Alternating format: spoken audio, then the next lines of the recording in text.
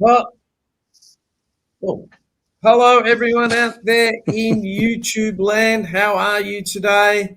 Welcome to Blue Sunday with your host. My name is Bkk Joe, and joining me is, I don't know what to call you this week, Vince, because you've had more media content than Xander Maguire. So I don't know if you've become Vincenzo Maguire or whether you're still Vincenzo Lochisano. How are you, Vince? That's a bit over the top, Joe. But yeah, I've had a couple of interviews on radio stations this week. But yes, I'm all right. I guess we're all still getting over the shock sacking of Michael Voss, even though he resigned. I think you can all read between the lines as to what happened there. But yes, yeah, he resigned. He officially resigned, but then the president went on to say how it was a mutual agreement. So I don't know how that works, but anyway. We'll I'm good. After a Carlton victory, it's always nice to come off a victory for a change. So yeah, I'm feeling fine. Go through that in a bit more details. Now, up in I think it's in your right-hand side, that is not Sebba. That is the Jumper Puncher's very own Rocco. How are you tonight, Rocco? How are you guys? Yep, very good. Different feeling this week. We'll talk about that. But yeah, doing good. Sebba's all the way in England, chasing a win with Arsenal. Him and Mars. So good luck to them and the Arsenals. Hopefully they get a bit of a victory there. Yes, Vincenz. Hey, Jay, see we've got Rocco substituting for Sebba this week. Maybe we should call him Sobbo. Slobbo or Sobbo? Sobbo. Sebba and Rocco can be Sobbo. Or Socko, one or the other. Socko, maybe. Anyway, let's get it. How about we just call me Rocco? Yeah, that's a good idea. That'll do. And joining us, as usual, the one, the only Mr. David Rees-Jones. How are you, Rees? Yeah, look, I'm good. Yeah, very good after a win, obviously. And, fantastic night for the club. So good. I reckon Seb is actually hung over from his party, the big party he had for Voss getting the arse. It was a big week there, Reece. It was a big week, I'm telling you. It was a huge week. He hasn't stopped popping the champagne corks. So anyway. All right, let's go on to it. We'll talk about the sacking in a minute. Let's just talk about what happened last night or yesterday evening. Vince, if you'd like to go through the scores there for us, please, that'd be fantastic. Yes. Of course, we saw Carlton come off a 7-game losing streak and finally get up 10-14-74 to the Western Bulldogs 9-8-62 and a 12-point victory. Eventually, mainly because even though the Bulldogs held sway with very similar leads at quarter time, half time, and 3/4 time of 8 points, 10 points, and then back to 8 points, Carlton kicked 5 goals to 2 in the last quarter, and that's what led to the victory. In fact, we kicked the first 5 goals of that last quarter, but the Bulldogs only getting their only 2 goals within the last minute and a half of play. So, really strong last quarter, which is quite unlike Carlton this year. So the new coach has done something right already. He's already got his first win in his first match in charge. So we'll just quickly go through goal kickers. I'm sorry, Vince. What's that? What's the matter? No, I changed this. I changed. Right. Okay. Goal kickers for Carlton. Matthew Carroll got 3. Harry Mackay got 2 and Patrick Cripps 1, with singles to Kemp Ison. Wasn't that fantastic that he got his first goal in AFL football, the last goal of Carlton, for Carlton anyway, for the game. And Ainsworth also got 1 very important goal there in the last quarter. For the Bulldogs, we had Aaron Norton with 3, Riley West with 2, and singles to Sanders, Hines, Bontempelli, and Baker. So, pretty decent performance. In terms of disposal winners, for Carlton, we saw Cripps with 29, Florent with 28, Walsh 25, and Jagger Smith 25. And for the Bulldogs, the leading disposal getters were Bailey Dale with 31, Riley Sanders with 26, and Marcus Bontempelli with 24. Yeah, he looked a bit injured, the old Bont, but anyway. He did a bit. And Then what match about stats? Are we going to go match stats? Yes, it's up on the screen. Okay. Of course, the statistics there. Hang on a sec. We've got Carlton with a lot more possession, especially in relation to kicks, 247 to 189. I think that probably tells us a slightly different game style. Handballs were pretty similar. Disposal efficiency, we were actually better than the opposition for the first time since I can remember. Inside 50s, we also had a lot more, 55 to 38. Clearances, where we're traditionally pretty strong, we were strong again there, 36 to 27. Rebound 50s were better for the Bulldogs, probably because the ball spent a lot more time in our forward line. Contested possession, another strong suit for Carlton, 140 to 109.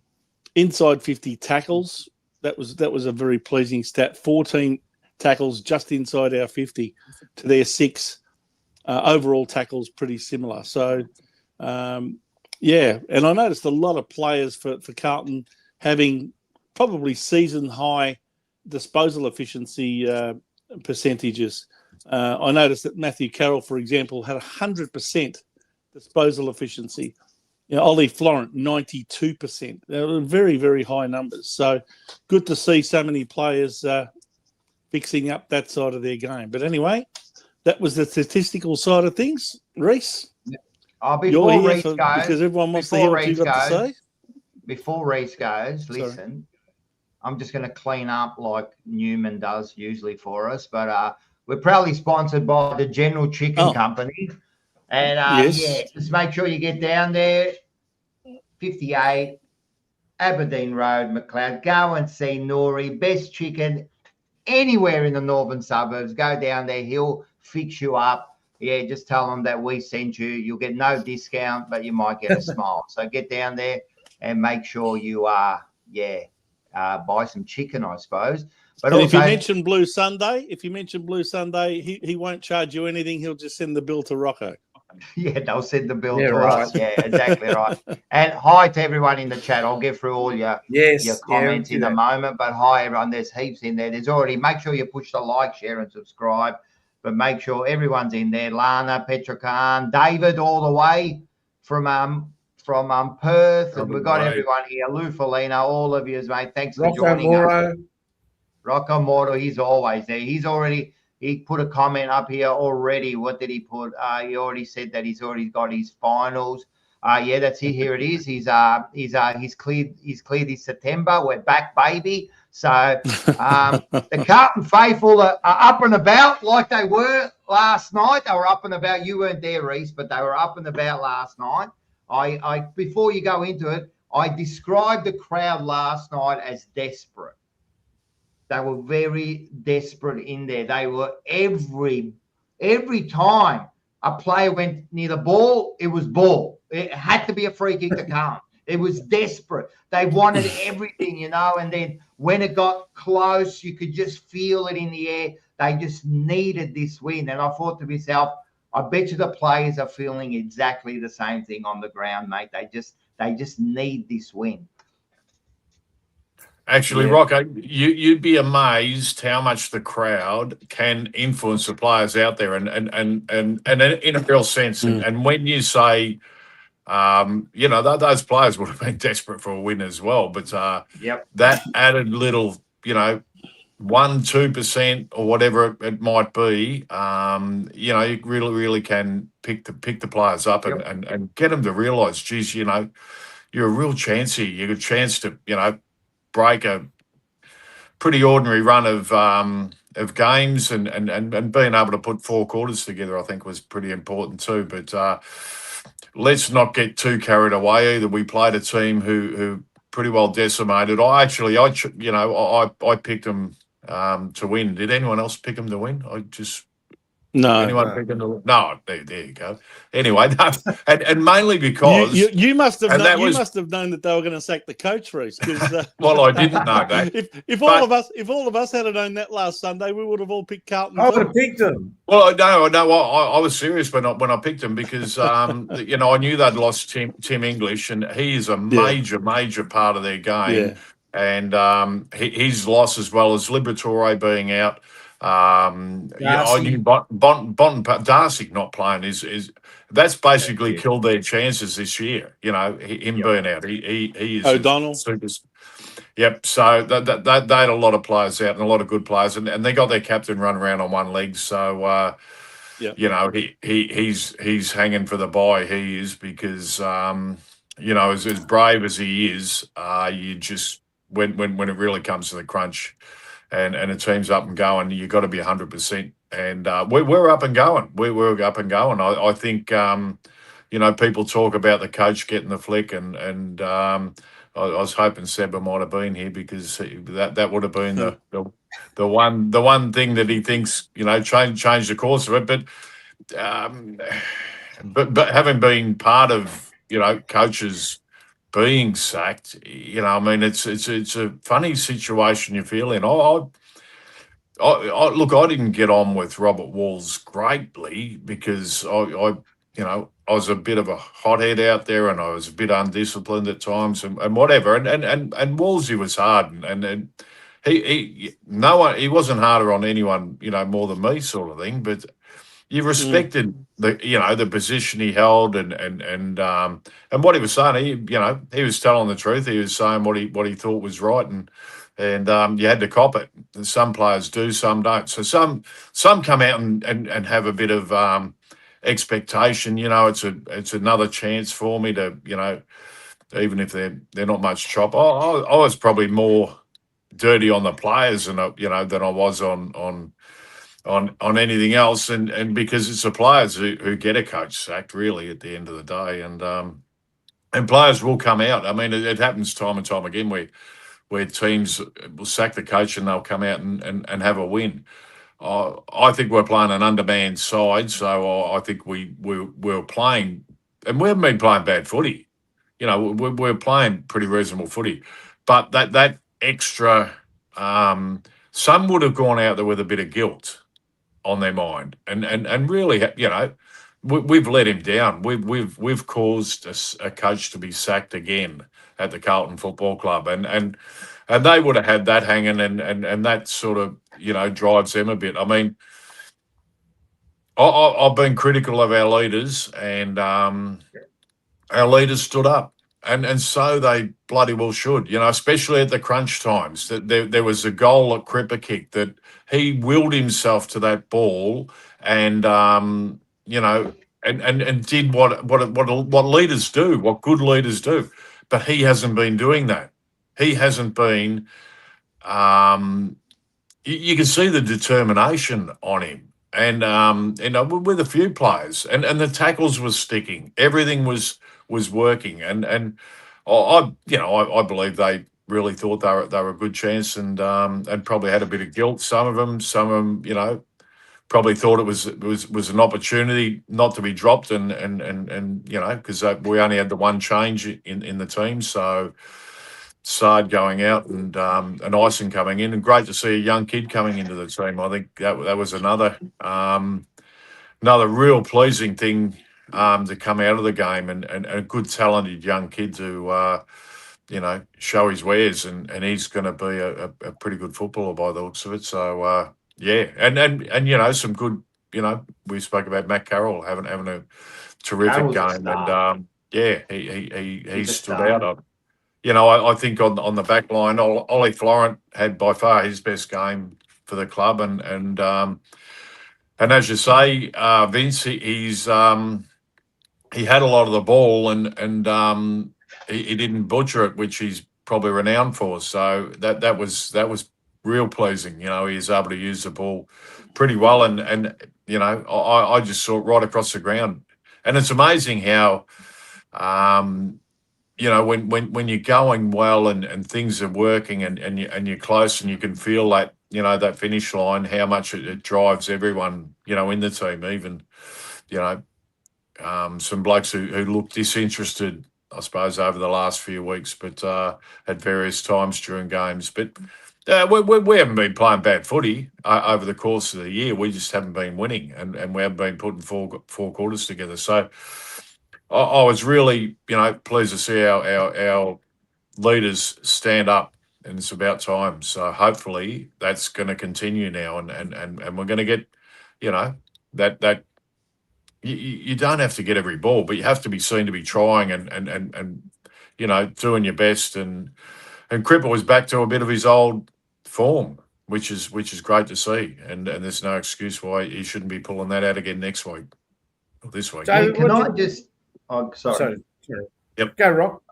I was just going to say, I was at the game. I have to say, by three-quarter time, I turned to my son and said, "This is the worst game of football I've seen all year." It was a disgrace, mate. It was terrible by both teams. Both teams, they were butchering the ball. I mean, the score was 5-7. It was an ugly, ugly game. You know what I mean? And man, I'm thinking to myself, we've just, like, I didn't expect us to turn this around because we got an interim coach, but I expected something, and then I have to admit that last quarter is the best football we've played all year. So they turned it around in one quarter, and they put together, they started to control the ball, I noticed. Did you notice in the last 5 minutes, they were chipping the ball around, controlling it? Yeah. Like something they were never doing before, you know what I mean? And it kind of built through that last quarter. You could feel the momentum build.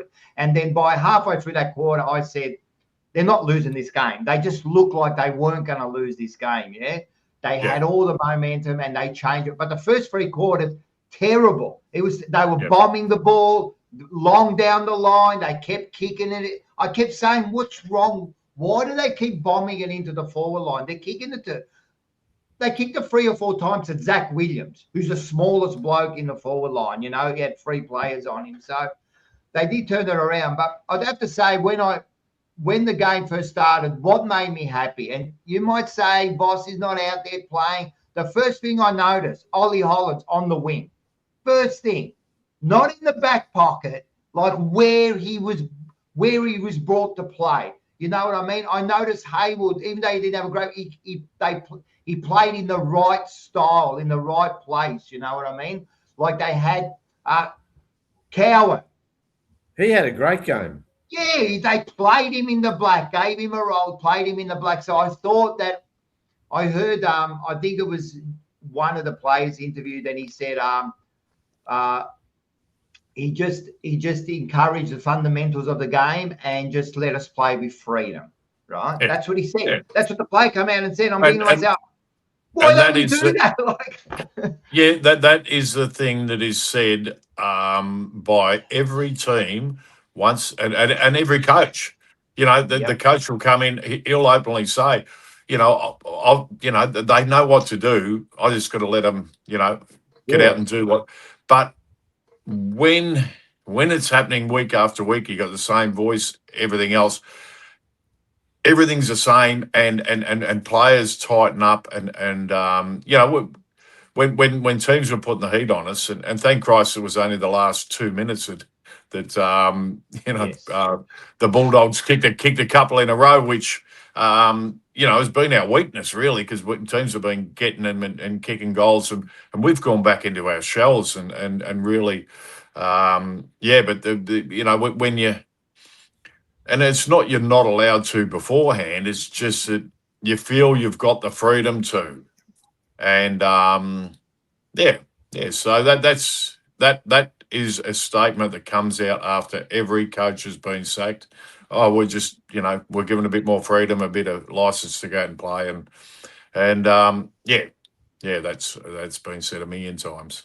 Yeah, can I just bag it? If you're responding to me, sorry, you're wrong. We didn't play the kick and mark game for most. We didn't. Look at the first 3 quarters. It was long bombing. It was down the line. It was only really the last quarter when they started taking their opportunities, kicking it, like trying to hit targets in the middle. And then they started to pass the ball around. If you look at those first 3 quarters, it was long down the line. It was long into the forward line. Yeah. It was the same game that wasn't working. Good thing it was a scrappy game. It was a scrappy game because and that was probably to our advantage. I mean that's where we dominate in the scrap, really, in that contested style football, and that's what Vossi's wanted. You know, Vossi's that's what he's that's how it's probably been a hallmark of what he's wanted for us. I think, probably to the detriment this year because of the way the game is. When it opens up and flows, it can it'll kill you, and it's killed us. It's killed us, week after week. So, I don't know whether I think it was just a different attitude by the players that you could see, and as I said before, the tackles were sticking. I thought we were a bit better going in forward. It was a hard game to watch. It was a very hard game to watch. But when your team's in it, if I was watching that and my team wasn't in it, I would have said, this is a shit game of footy. But because we're in it, I'm watching our blokes having a crack, having a real dip, and I'm proud of them for that. And that's how I felt after the game. I felt proud of him. I felt proud to be a Carlton supporter, which hasn't happened this year. It hasn't happened this year. Even the win against Richmond, I didn't even sing the song after the game. That was terrible. That was it was we're almost beaten by a bunch of kids. So this is the first time I've felt proud of our players after a game of footy. So. And that's only because they've had a real crack for 4 quarters, and it was our leaders. They've stood up when they had to, and that's what you need. You need that week in, week out, though. You don't need it once in 10 weeks. We've had it once in 10 weeks, so they're going to bring it again, and you set standards, and our standards haven't been great so far, but now we have. We've set a standard now that I think our supporters could want to see every week now. And it might look scrappy, might not be a great game of football, but if we get the 4 points at the end of the day, the supporters go home happy. Oh, they were happy. They were exactly. Outside the ground. When you walk out the ground and then there's that walkway that walks to the station, right? Yep. It was full, right? It was full. And they were singing the Carlton theme song over and over. It was like a grant. You should have heard them outside. They were on top of the world, man. They were singing that song loud and proud. So good on them, especially for the kids and that. I'll give you one more question before I pass you on to these guys, right? Mate, we'll talk about a little bit about the sacking later, but don't tell me that the pressure on these players week in, week out, knowing the pressure that was on Voss didn't affect them week in and week out. It had to. It had to. The pressure of knowing this coach is going to get possibly the sack every week. We're talking about there's cameras outside. This isn't normal. This can't be normal. The players, it would have affected them week in, week out, wouldn't it, David?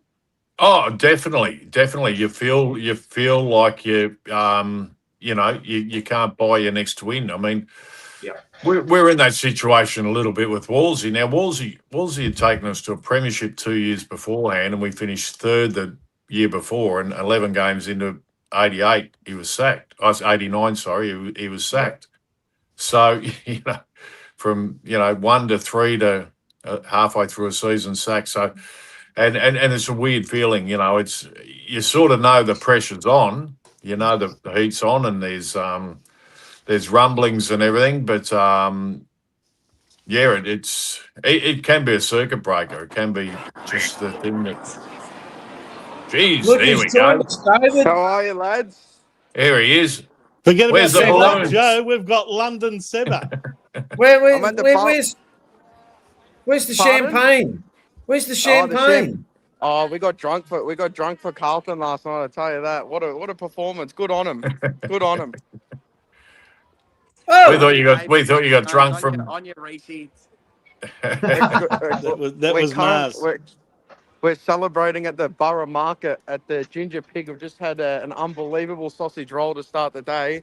And I tell you right now, what a win last night. Good on him. Good on him. And good on Lockie Cowan. I just wanted to join for a bit, but Lockie Cowan was immense. I think Matty Carroll as well, but wonder what a new coach does, huh? did we get a new coach? Did we get a new coach, Sebba? Hey? I don't know. That's amazing. What about those great marks that Josh Fraser took and the great goals he kicked and the tackles he made? I was like, God, I was just so, I was so wrapped with the way he went, you know. He played immense. But it was good. Good on him. I'm happy for the boys. Well done. So, yeah. I'll let you all go. I just wanted to check in with you. I'm listening. I am listening. So keep it in check, Joe. You and Vince better keep it in check, or else I'll come back there and give you a scout. Oh, no, don't, please. What's the plan for today, Seb? Are you going to any matches? No, we're probably just going to go walkabouts, see a bit more of the city. Probably go to a pub later on and get tanked again. So Nice. How'd your team go? How'd Arsenal go? No, they played tomorrow night, so at 8 o'clock here. So we play. Are you going to that one? Yeah, I've got tickets. I think we're sitting in the away end, so we've got to be incognito, or else we'll probably get shivved. You're going to get the shit beaten out of you. No, hang on. right. Is it an Arsenal home game or an away game? Yes, it's at the Emirates. So it's at an Arsenal home game, and you're sitting as an Arsenal supporter with the opposition. Yep. They don't. Scarf. They don't let the opposition supporters out. Carlton scarf then, Sebba. We should be right. I mean, we'll just go in all black, and then once it's done, we'll just go and mingle with the Arsenal crowd once we've won the league. So it's all good. Well done. You better. You'll be walking out. You'll be walking out with the opposition supporters. The Arsenal supporters will be throwing darts at. I'll probably be walking out with a blade in my chest, but you know, we'll roll. Should be a comfortable win. You're playing the second last team on the ladder, Burnley, aren't you? Yeah, they should just roll over. So it should be good. I'll let you get back to it, but go those Blue Boys, huh? So, mate, enjoy. Oh, by the way, one last thing, Sebba. He's gone. He's gone. Oh, he's gone, is he? What do you want ask him if he happens to see the British Prime Minister Keir Starmer. Tell him I said get stuffed. Of course. I think he's stuffed anyway. We didn't see this one before. Thanks to Petra Khan for her donation of $2.12. Reece, did Wolsey make you a better player? Yeah, I think so. Yeah. Look, I could take criticism though. I could take the hard, I could take the truth.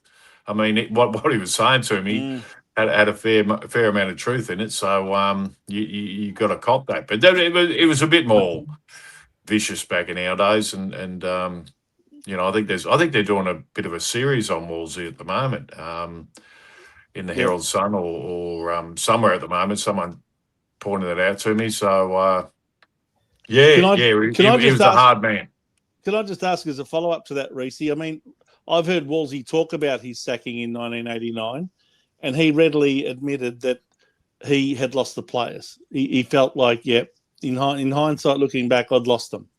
And that's why I deserve to get sacked. That was his words. Now, does that mean, even though you could take the truth, that a lot of other players rejected his treatment of them, or his no bullshit approach to telling people the hard lesson, or giving them the harsh truth of the situation?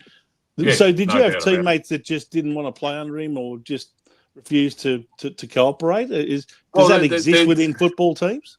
Exactly. Well, obviously the board and they talk to the players. There would have been players who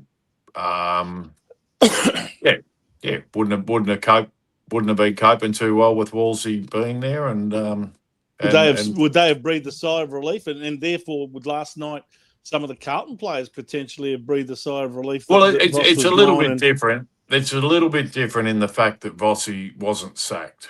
You know, I mean, when we think about it, Vossi read the tea leaves and Jumped before he was pushed. I reckon. Yeah, he had apparently had a lunch on the Friday and had made up his mind. Then he knew by the conversation and where it was going that he wasn't going to be coaching next year. Now when he's handed his resignation in, they've accepted it. So when they say it's mutually, they could have pleaded with him to stay on for the rest of the year. Decision. Yeah. Well, and when they're saying that, they're saying, well, we accepted it straight. You know, we accepted his decision and decided to move on now rather than drag it on. They could have held him to his contract and said, look. You know, I mean, if they had any interest in him coaching again next year, they would have come and said, you know, we want you to fulfill your contract and keep all options open because, you know, there's a chance you could be coaching next year. But when they can't say that or they can't come out and say it, then it's a mutual decision because obviously they've accepted his resignation. They admit sorry, it. I can't accept that. There's no way. That's how it would happen. Nah, we live in the real world here. He knew exactly. If it wasn't this week, it was next week. He would have made a deal. He would have known.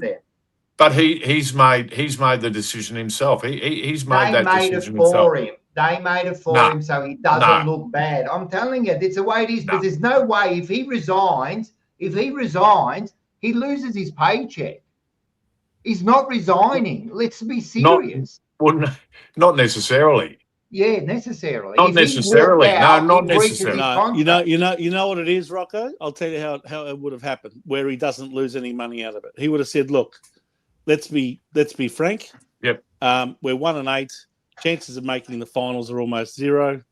You're not going to give me a contract for next year.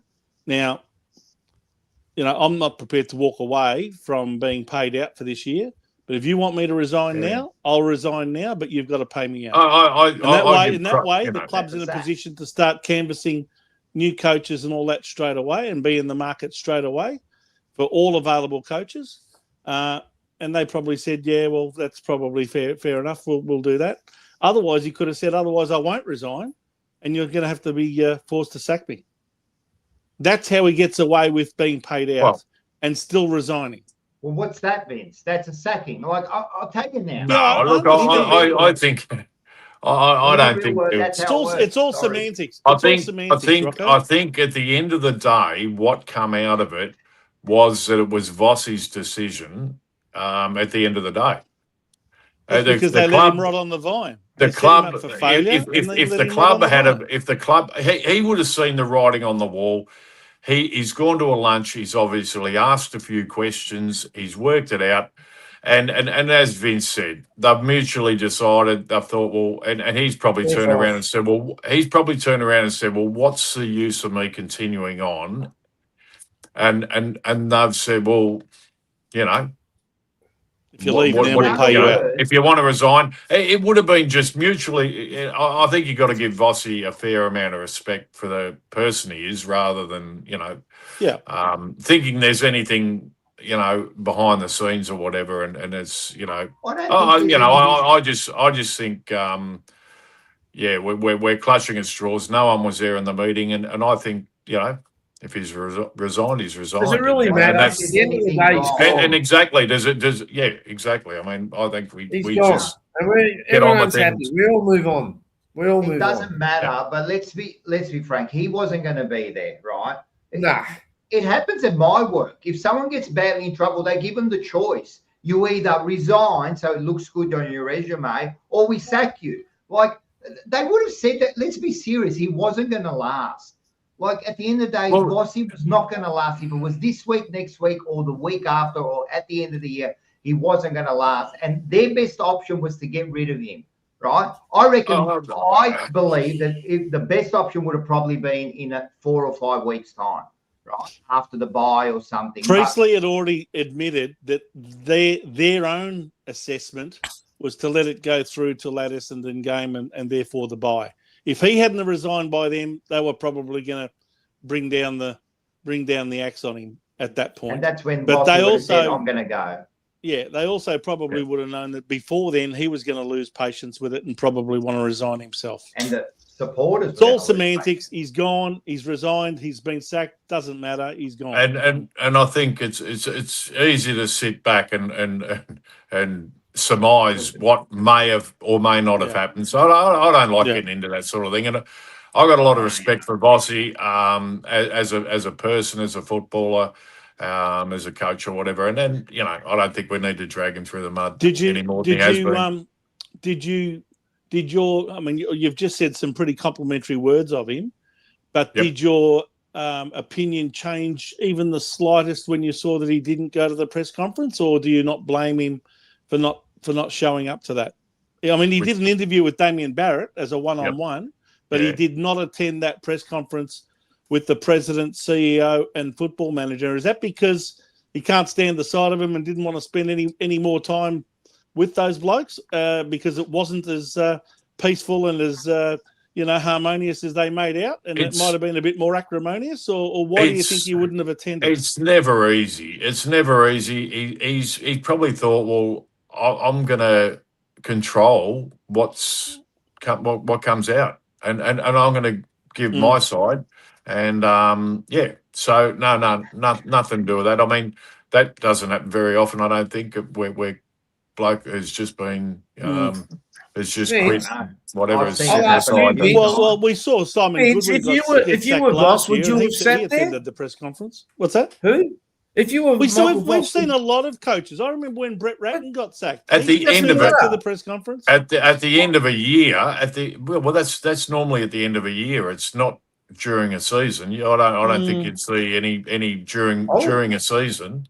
Well, Goodwin wasn't at the end of the year. Brett Ratton was with one game to go, and he got like when Brett Ratton. I know that's a while back, but he faced up and talked to me. I didn't like him not being at the media. I think there's a little bit of something going on there, and then to have an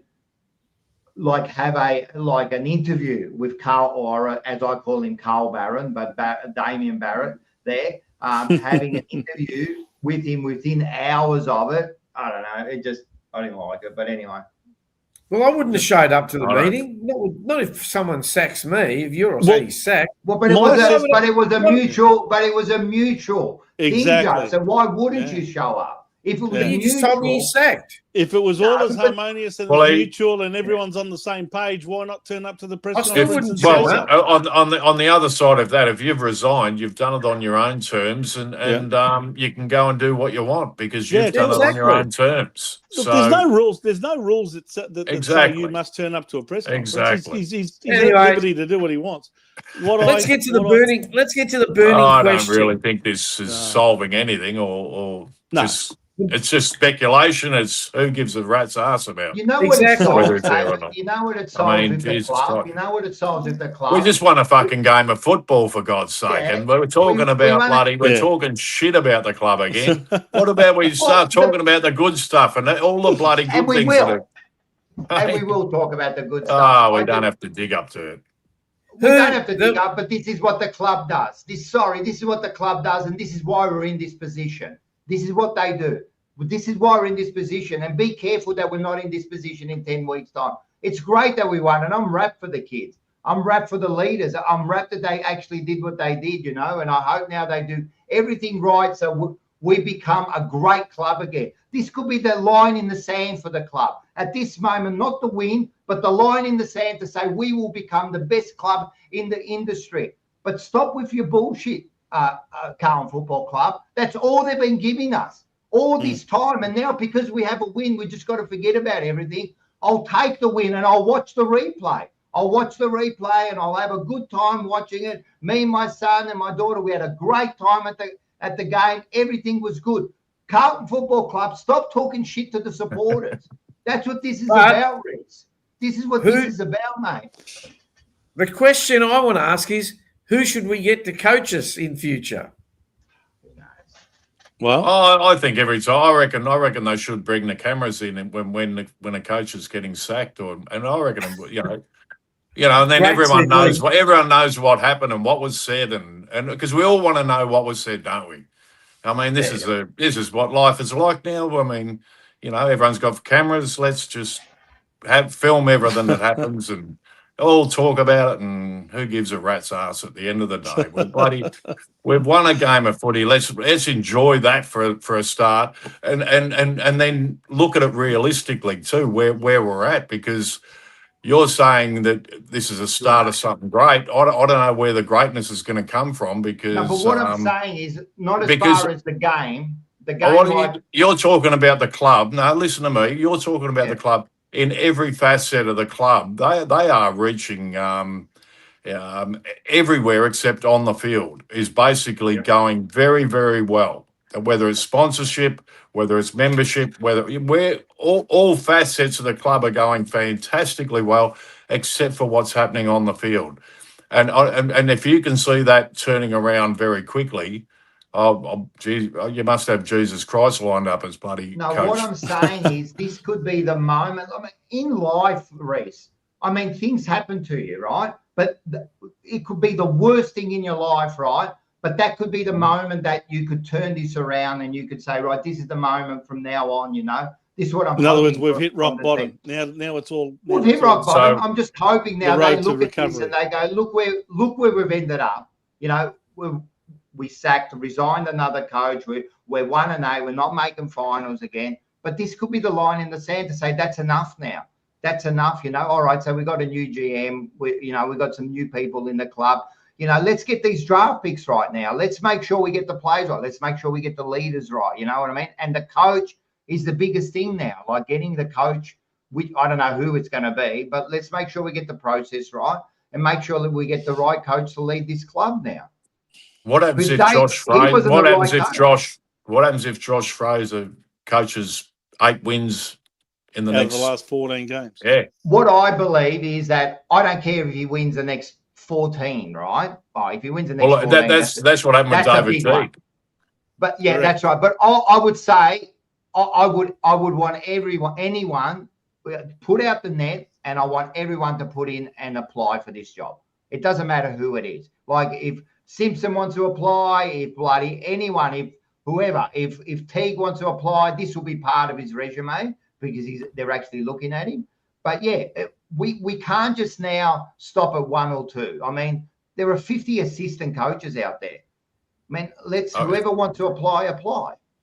I think that Graham Wright would have less than a handful of people in his mind right now.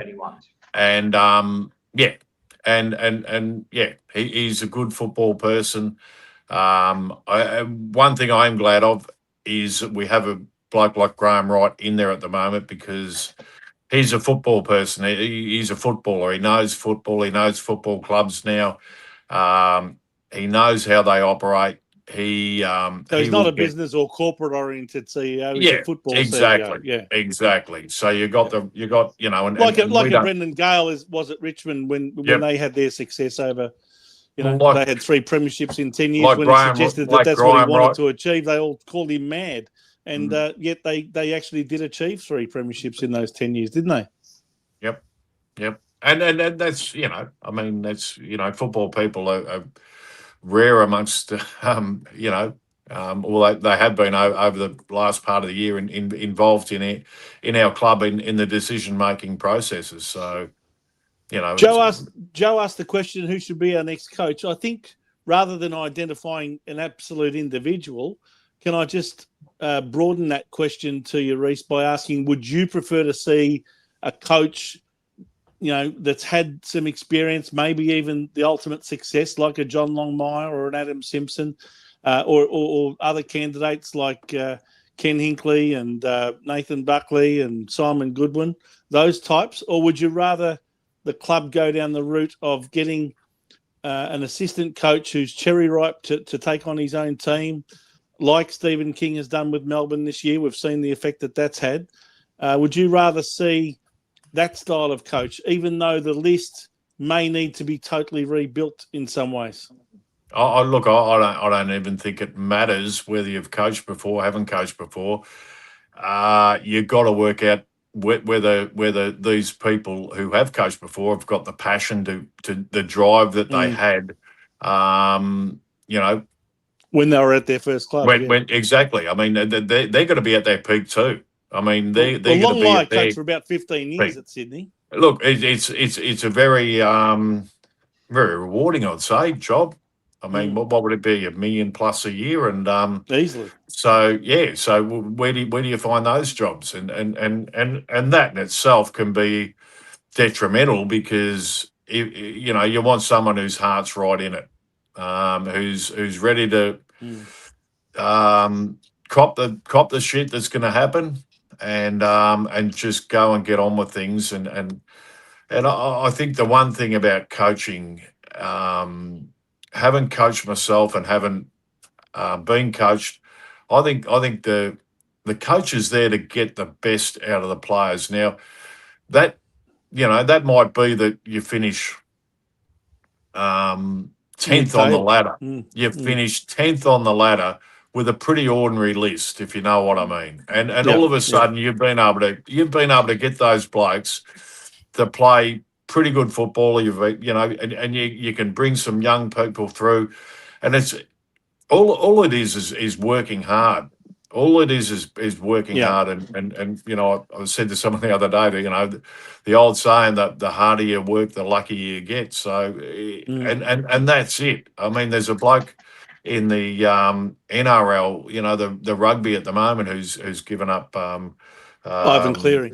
Ivan Cleary, Nathan Cleary's father, and he hasn't had the best, the greatest footballers in his team, but geez, he's had blokes who go bloody hard and work hard and work for each other and just do all those little things right. So that's how they've won 3 premierships in a row or whatever it was before last year, and been a dominant team through that period. So coaching is getting the best out of the players and getting them, to work their bloody asses off to get better, to motivate them to get better, and then to, I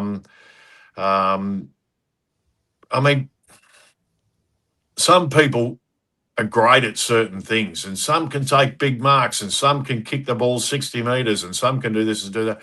And other blokes, they're just workhorses, and they'll just work. But the harder they work, the better they're going to get. And if you got your better players, working hard, and I think with the Carlton Football Club, we've got to go back to what the Swans had under Paul Roos is a no dickheads policy, and I think we've been able to clear a bit of that out of the club, but I think there's 1 or 2 to go in that area. But you just got to have that no dickheads. You've got to have.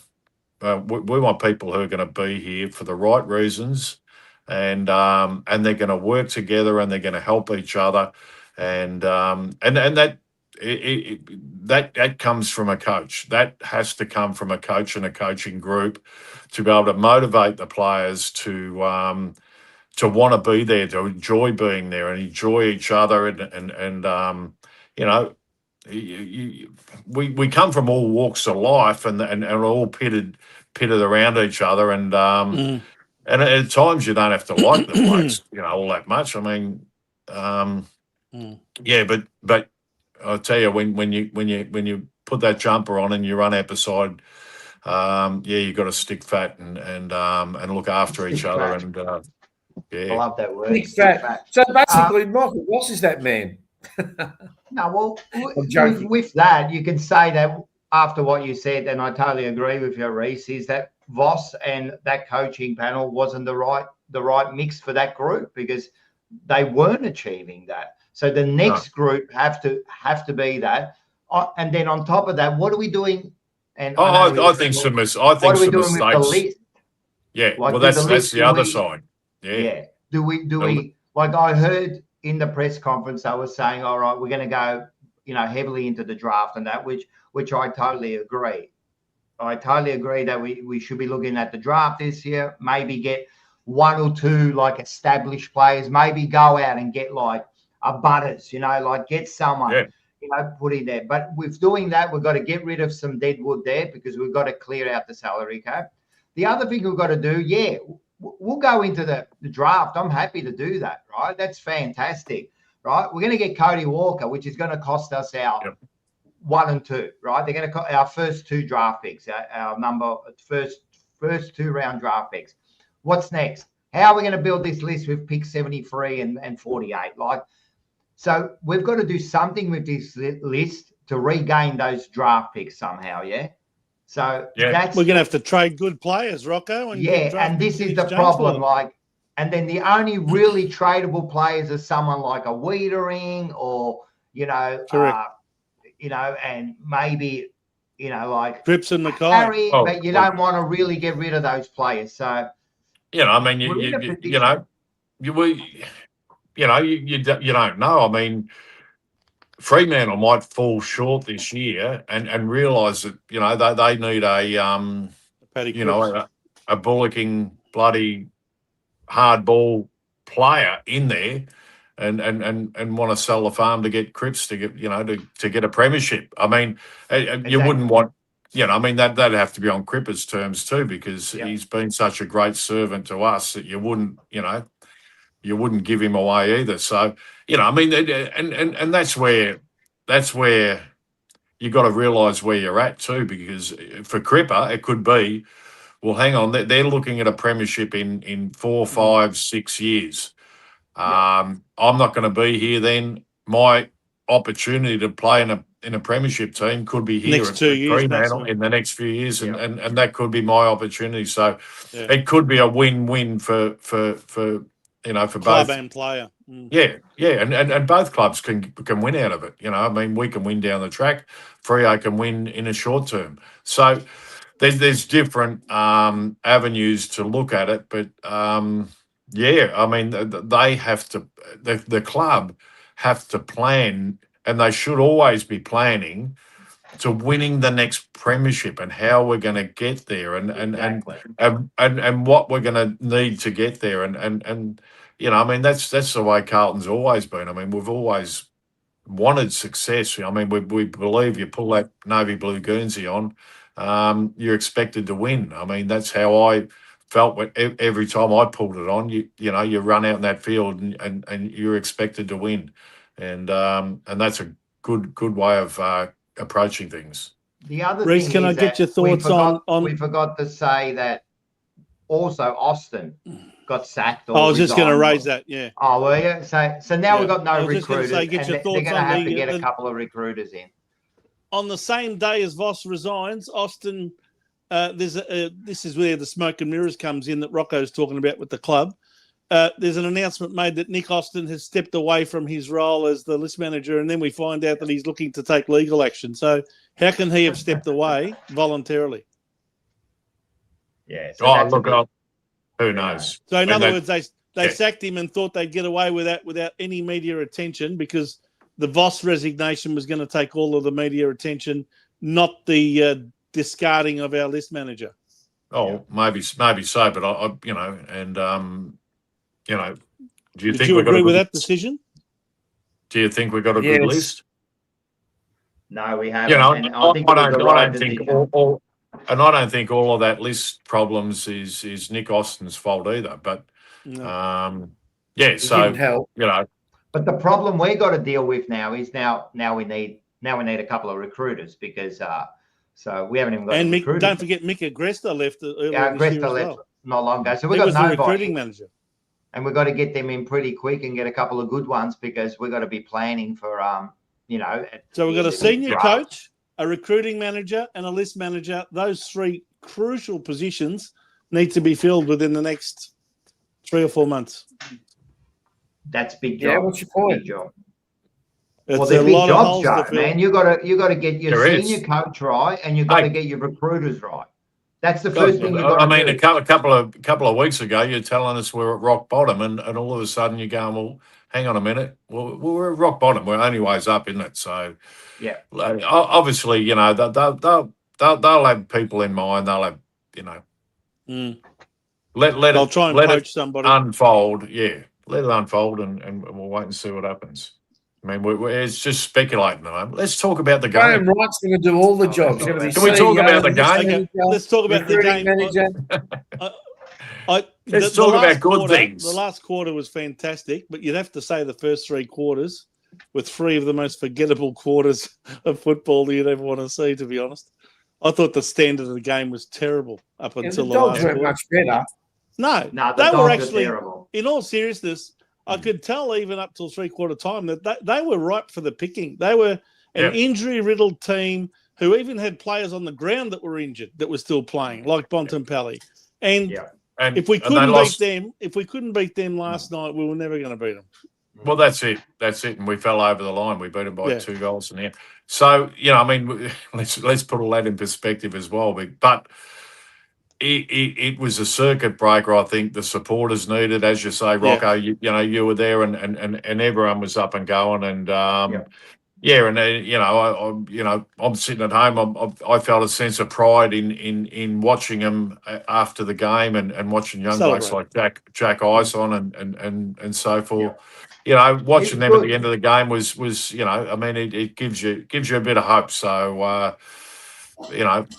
Not all's lost, but I don't think we can get too carried away either, because although you know, I think we can beat Port Adelaide this week. So no, we'll get to that in a minute. Reece, You what know. do you think? Reece is back to tipping Carlton every week now. We're back to them. We're back, Blues. We're back. Oh no, What do you think of, number of reasons behind that, but yeah. No, fair enough. Well, Port aren't playing the best either. They're not the greatest side. They're one rung above us at the moment. We're 16th or whatever. They quite conceivably be in the top 6 if they had won those close ones. They lost four matches by 3 points or less. Mm. How many matches were we in? We could have won. Yeah. I don't know. There were too many that we only lost by one or two points. No. But what I'm saying, you know, I mean, we're right in all those games. Port Adelaide. Yeah. Anyway, Reece, what do you think of? You want some positives? I thought Carroll and Billy Wilson played really well last night. Yes. Yeah, he looked a bit fumbly early, Billy Wilson, and made a couple of mistakes. But he that's you know, that's a confidence thing. It's you're stepping up from VFL to AFL. It is so much quicker. It is, you know, it's a big step up. So and he seemed to handle it okay, you know, and get into the groove of the game. But it was a scrappy type of match, so it was a hard match to really. And that's why, you know, people like Matt Carroll really stood out with his, you know, his left foot and his skills, and there were certain players who were able to really stand out. But you know, we had some your witches hats out there as well, so there were a few of them out there as well. Joe. So Carroll. You know, there was there was but you know, it was hard fought. It was really hard fought. You could see the effort.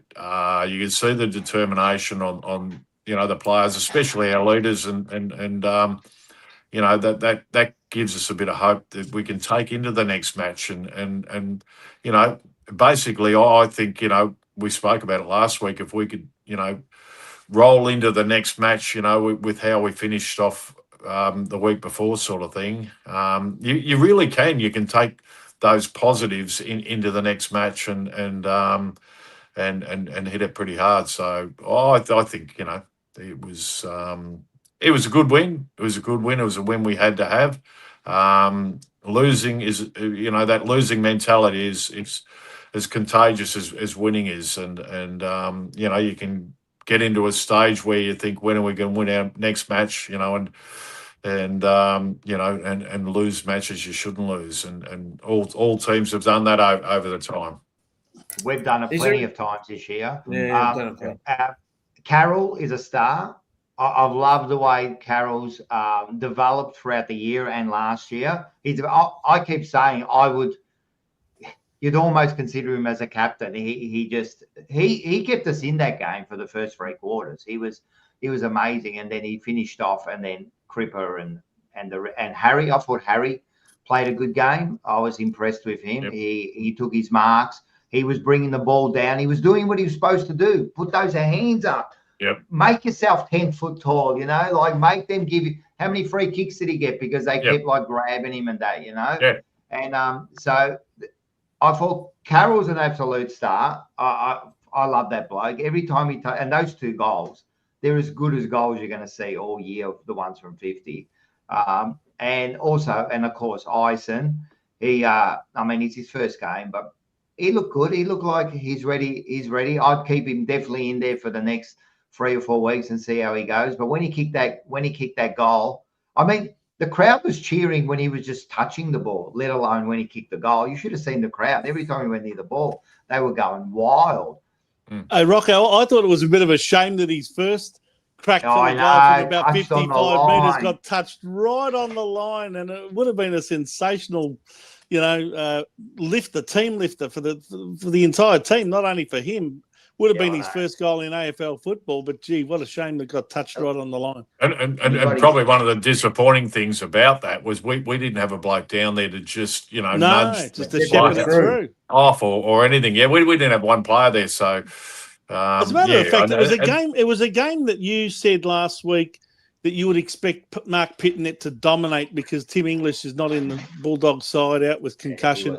I didn't think Pittonet played a good game at all. In fact, I think Rory Lobb ended up beating him for hitouts and everything. So I didn't think Pittonet had much of an influence over that game at all. We dominated those clearances and the centre bounces and seemed to get our hands on the ball.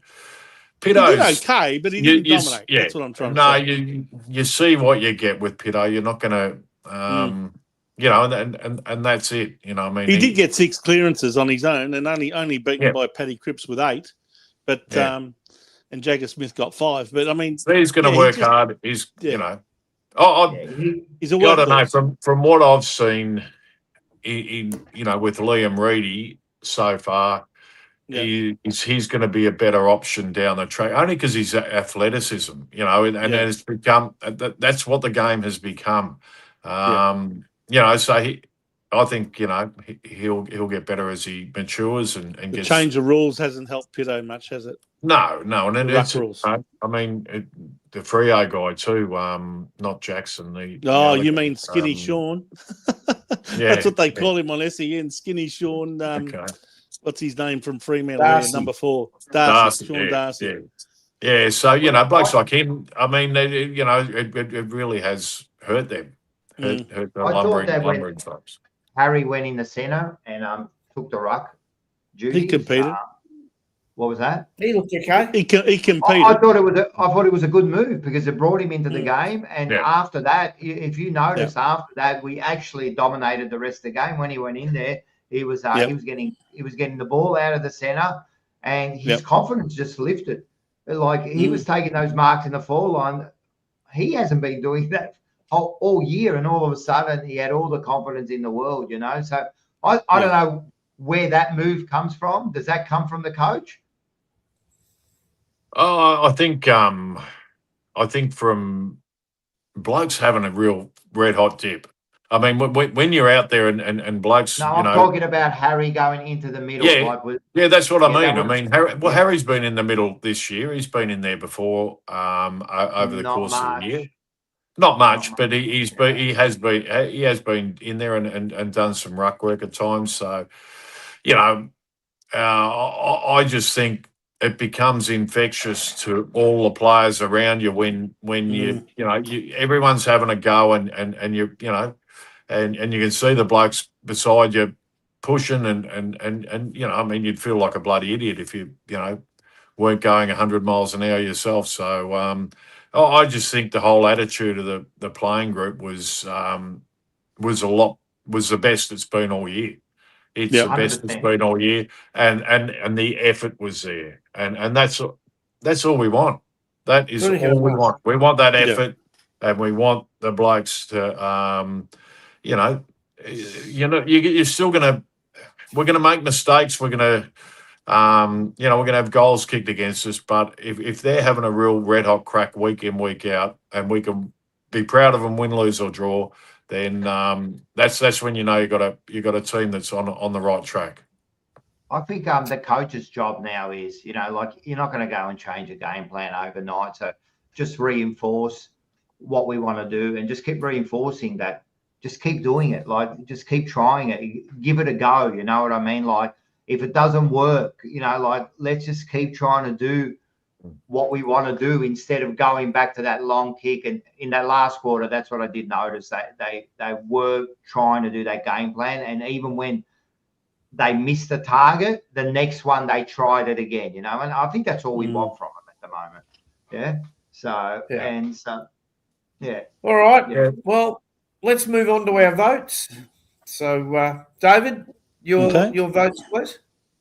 Yeah, Ollie Florent, I thought was fantastic. I thought, he really, it's the best game I've seen him. And I've, watched a huge amount of the Swans games, but it's one of the best games I've seen him play. And I thought he was really vital back there in setting us up in defence, his defensive work, but also, his attacking work. He was moving down, getting the ball forward to centre and setting things up as well. So, kudos to him. A great game. And Matty Carroll, very close second. Those 3 goals were fantastic, and I thought he had a terrific game. He's gone from strength to strength too. And I had to throw the skipper in because I have been critical of him, and and I think deservedly so. But he had a real dip, and you could and he showed his leadership abilities and what he needs to do. I know it's tough. He plays that inside mid type game, but that's him. He's a beast. We need him to be a beast week in, week out. That goal he kicked was what.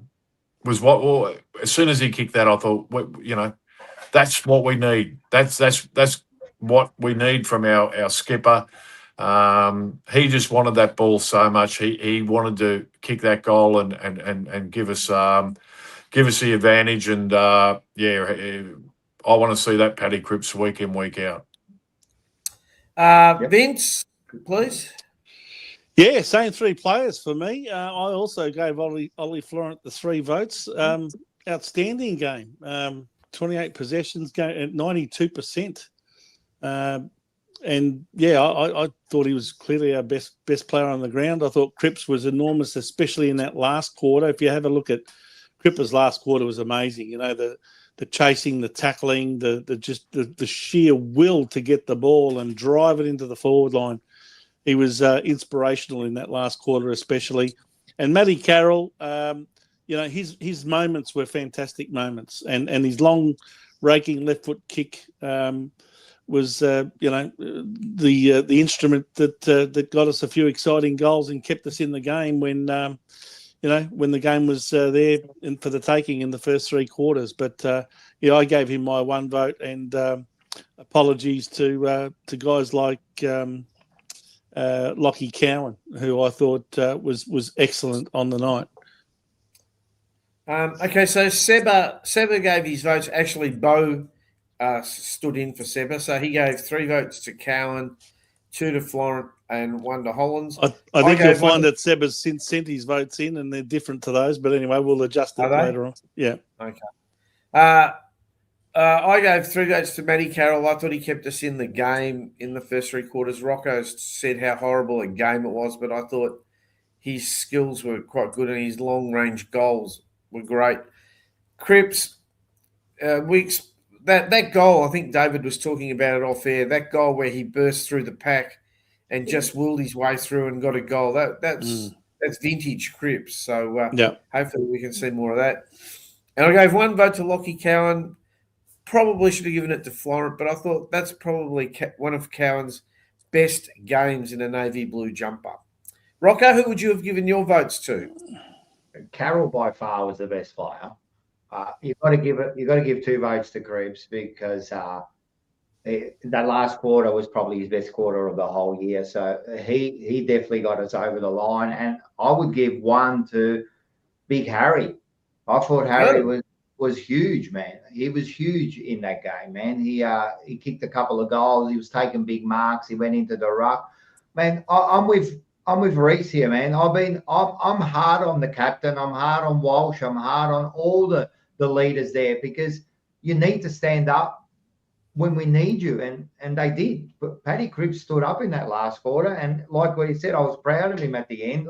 He really stood up, and he carried that team across the line, you know. And Harry did too. Harry, in the last 6 quarters, because I think in the last 2 quarters last week and the 4 quarters this week, it's probably his best period so far. He's hopefully he's turned the corner. He gets a bit of confidence because we need Harry. We need Harry in the forward. I think one of the real good things about this week's game is that there was 6 or 7 blokes who could have got votes, who you thought probably deserved votes, and you had to narrow it down to 3, and that hasn't happened all year. So we've been searching for blokes to give votes to, and you end up giving the blokes who you think, Jesus Christ, you don't really deserve it, but you picked up a few possessions, had a couple of tackles, and you done more than another bloke sort of thing. So yeah, that's right. When it's hard to pick the votes is when your team's playing well. Hey, Reece, don't you love it when the players get interviewed after the game when the coach has been sacked and they say, that was a great win. We did it for Vossi, and we've got so much respect for him, and all this sort of stuff. Vossi's probably sitting at home thinking, "Well, why couldn't you do that for me in the last 9 weeks?" Yeah, can you imagine? Yeah, I always laugh at that when the players pay tribute to the previous coach who's just left.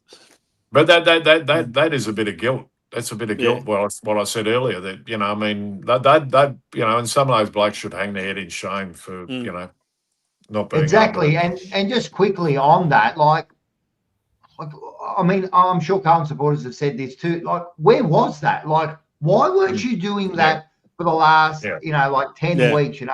So you get I'm happy that you did it, but then you think so you can do it. We know you can do it. So why haven't you been doing it? So, that's a deeper question. God only knows. God only knows. Vince, I've been told that they are Sebba's votes, not Bo's. Bo said if you want to see his votes, watch the jumper punch. Well, I thought it was the other way around because they were the ones that Bo sent to me saying, these are the ones I'm putting in on behalf of Sebba. And then he sent me some new ones saying, these are actually Sebba's votes. Anyway, because, for Sebba not to have gone for Matty Carroll, to me, is just unfathomable. He gives him 3 votes every week, doesn't matter what he does. So, yeah. And in that game, he actually did play outstanding football. So for Sebba not to have given Matty Carroll any votes is, I can't buy that. Sorry. Vince, don't shoot the messenger, okay? You've got a problem. All right. Take it up with that. Right. So that means Simon Walsh. I went to school with Simon Walsh. Sam Walsh is still leading on 42.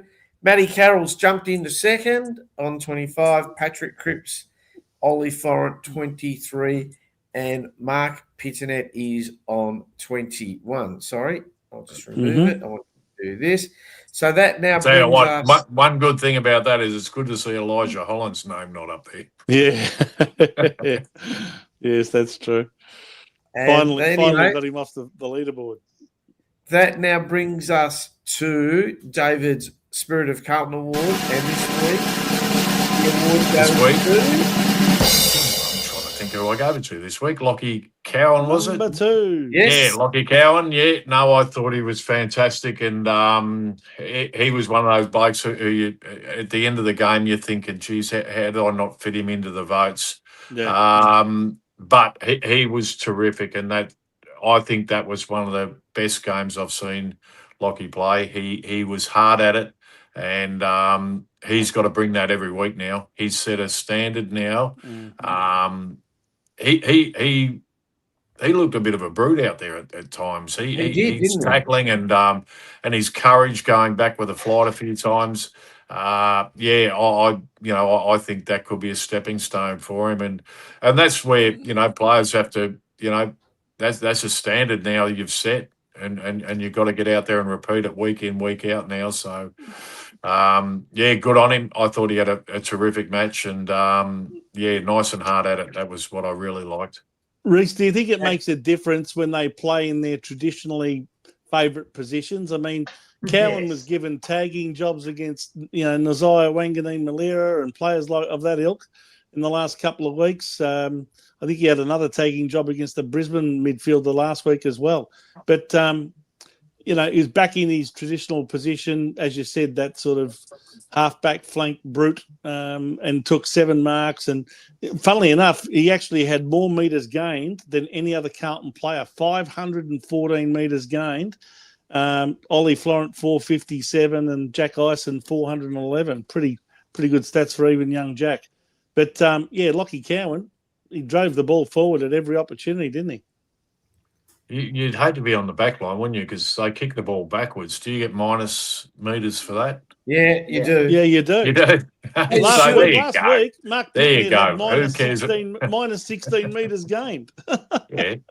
Should be play on too. Anyway, brings me to my witch's hat. My witch's hat this week goes to. Hang on, the drum roll didn't work. Give me one guess. Who that is drum it, roll Vince? gets longer and longer. I reckon it would have been probably Frankie Evans. Yep. Spot on. There you go. Now I've said this. Well, why are you laughing? I don't know what his role in the team is, because if he's a half forward flanker, small forward. Yeah. How many goals he kicked? His job is to kick didn't goals. kick any. Yeah, well, he's kicked hardly any. Yeah, he had 15 possessions. It's not bad for a forward pocket. Do I give a shit? Hey, some days Dunstall got 7 kicks and kicked 7 goals. He laid 4 tackles. He's learned from Lockie Fogarty. Yeah, we can't give goals overall. Like you just playing, but I'm surprised you didn't give it to Ison. I mean, you're known for giving it to first gamers. No, I'm not. Well, last week you gave it to Billy Wilson. Yeah, because he did nothing. That was the first game. You gave him a witch's hat. Are you serious? Yeah. He played a game before that, hadn't he? Hadn't he played a game before that? Rocco. He's been at the club 3 years. You just stick to your shitty little show on a Tuesday night where you get hardly any viewers. No, don't worry, we watch a witch's hat and we discuss it all week. You just come on this show. I would have thought Mitch McGovern deserved it last night. I thought Mitch McGovern he was close. Can I tell you? He was very close, Vince. He was very close. He did not look interested. Anyway. Well, he's our best forward. He's our best forward. Him and all the delisted players come back and become really valuable. Like Matty Carroll was delisted 2 years ago. Now he's one of our most valuable players. Mitch McGovern was delisted at the end of last year, and now he's our best forward. Anyway, let's move on. Next week, fellas. All right. Port versus Carlton. Or what? I'm looking at the fixtures this week, and I've got no idea who's playing who. They've got all these names I've never heard of. Anyway. Well, you got double headers on Twilight, can you believe, next Saturday? Is it? I'm just checking the fixture. You got Sydney and Geelong playing at the same time as Collingwood West Coast. It's over at Adelaide. Right. Saturday night, 7:30, isn't it? 7:30? Yeah, Saturday night, 7:30. Saturday night, Adelaide Oval. Make sure everyone gets down to the Sporting Globe, because that's where we're all going to watch Wally up versus Port. Yeah, anyway. We're going to be watching it at the Sporting Globe. So make sure everyone gets down to Sporting Globe next week at Northlands. 7:30, so we can all watch Carlton smash. BYO Machete. All right? BYO Machete. It's an interesting game, that game. Yes. Very interesting game. Tell us, what's going to happen? Get your crystal ball out and tell me. If we bring we bring what we did on the weekend. I think we can easily get over them. And I've tipped them this week, so I'll own up to that. And I think, I just think the effort and the attitude and winning can become as contagious as losing can. So that winning feeling is pretty bloody good, and you can see it in the rooms afterwards. And there's a bit of a bubble in there. There was a lot of people around, and it's a great feeling, and they'll want to feel that again. Could be interesting, a few changes maybe this week. So coming in against different opposition. So the VFL's on fire. Would you be making any changes to the senior team? Absolutely. The VFL had another really good win. Absolutely, you reward good form, and you punish bad form. So they put it this way, they shouldn't get carried away with what happened on the weekend, and we're going to need to improve a bit to go over to Adelaide and beat Port Adelaide. So I think we've got it in us. So I think I've seen it during the course of the year. It's going to be tough over there. You've got the teeth brigade. Yeah, well, you've got Zach Butters and Horn Francis, and those guys are going to be hard to. Should we go? Yeah. Should we go away now? All right, so we're playing Port this week, all right. And like Dave said, let's not everyone get away. Remember where we are, 2-8. Just let's all remember where we are, right? But should we be now going away from people like Haynes, and start playing people like Dirksen had another good game in the reserves again? No. So shouldn't we be looking at? I'd put it this way: I'd be playing Dirksen down forward before I'd be putting him on the back line again. And Haynes kicked 5 goals, didn't he? Yeah. I think he kicked 5 goals in the reserves. Did he on the weekend? He kicked 3. Yeah. I think he kicked 3 or 4 or 5 the week before. But I don't know. But no, I think maybe Haynes, from the government. And he wears my number, and I reckon he's going all right. I think he's fitting in well on that back line down there. And Haynes. Yeah. I think the back line did a pretty good job on the weekend. So you're not going to bring Sardine. You're not going to bring Sardine. All I'm saying is, shouldn't we be looking at now? Like, we got 14 weeks. I'd be looking at kids. Yeah, that's what I mean. Moya, Dirksen, I know, is a little bit older, but you've also got. Well, Cooper Lord got concussed, so he's not going to be able to come in this week. So he'll be out, but he'll be one you're looking at bringing in, and then also Flynn Young would be another one you're kind of looking to bring in, and maybe Dirksen. And O'Keefe looking okay. I wouldn't be rushing that guy in quite yet, but he looks all right in the forward line. So I think we've got to start looking at these kids. Yeah, there is one thing. It's a massive step up from VFL to AFL. Yeah. So you got to be reminded of that. But talent and kids with talent, and we've seen it with Moya. He's shown glimpses in that. We saw with Jack Ison on the weekend. Kids who've got that talent and that something a little bit special. Bring them in, but. Blokes. There's blokes who get they'll get the ball 30 times a week in the VFL, and they'll come up to AFL and they struggle because it's a bit quicker and they're not quite up to it. So it is a big jump, but if you've got skills, you've got tricks. That's where it can be harder to play VFL footy than AFL footy because it's the ball's not coming where it should be going, and you're running to the right spots and the ball doesn't get there. So, and the kicks aren't as lace out as what you expect. So it's all that little bit. And it really is a huge gap. It's a huge gap. So I'd be looking at. Sorry. I said Ison's like perfect example, like he looked like he was having he had some good form in the VFL, and he's come up and as I said, he might get dropped again in 3 or 4 weeks. Who knows? You know what I mean? But he did show that he's up to it. I'd rather be looking at Ben Caprioli in our team than Frankie Evans, to be perfectly honest, at the moment. And while I might play the same, if Ben kicked straight, right, he'd be in the side. He's kicked 1 goal 10 for the year in the VFL, right? Imagine if he had kicked straight, it would have been like we would have had a different conversation about Ben Caprioli. But that's how I'd be looking at things.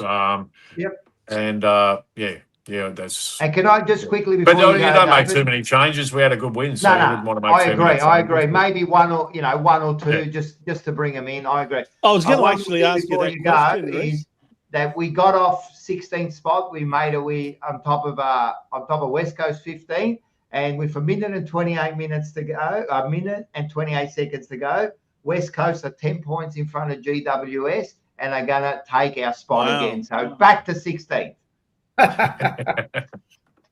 Wow. Good on West Coast. That's a big I'll tell you what, they've been disappointing GWS this year, haven't they? Oh, bad. Yeah. You know what's good about that game is West Coast coming in a bit of form for next week against Collingwood to rain on Pendlebury's parade next week. How about that? Nah, won't happen. I only hope. That's played here. Won't even get close. Anyway, I'll be barracking for him. Reece, were you surprised that we only had the one change to our team with Sard out injured and only Jack Ison brought into the side? Were you surprised that they only made the one change, or was that something that you thought was a good move? Oh no! Our form coming. We played, the running premiers. We played the running premiers, and our form.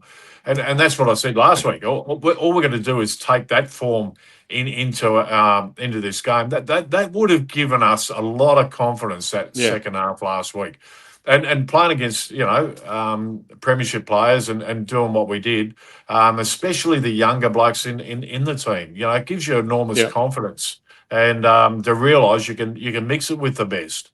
So coming, form is not something you can switch on and switch off sort of thing. It's and we're able to have it and carry get it and carry it into take this that week momentum. and that exactly and that can flow into next week as well, because the excitement of a win. We didn't win last week. We had a great second half, but we didn't win.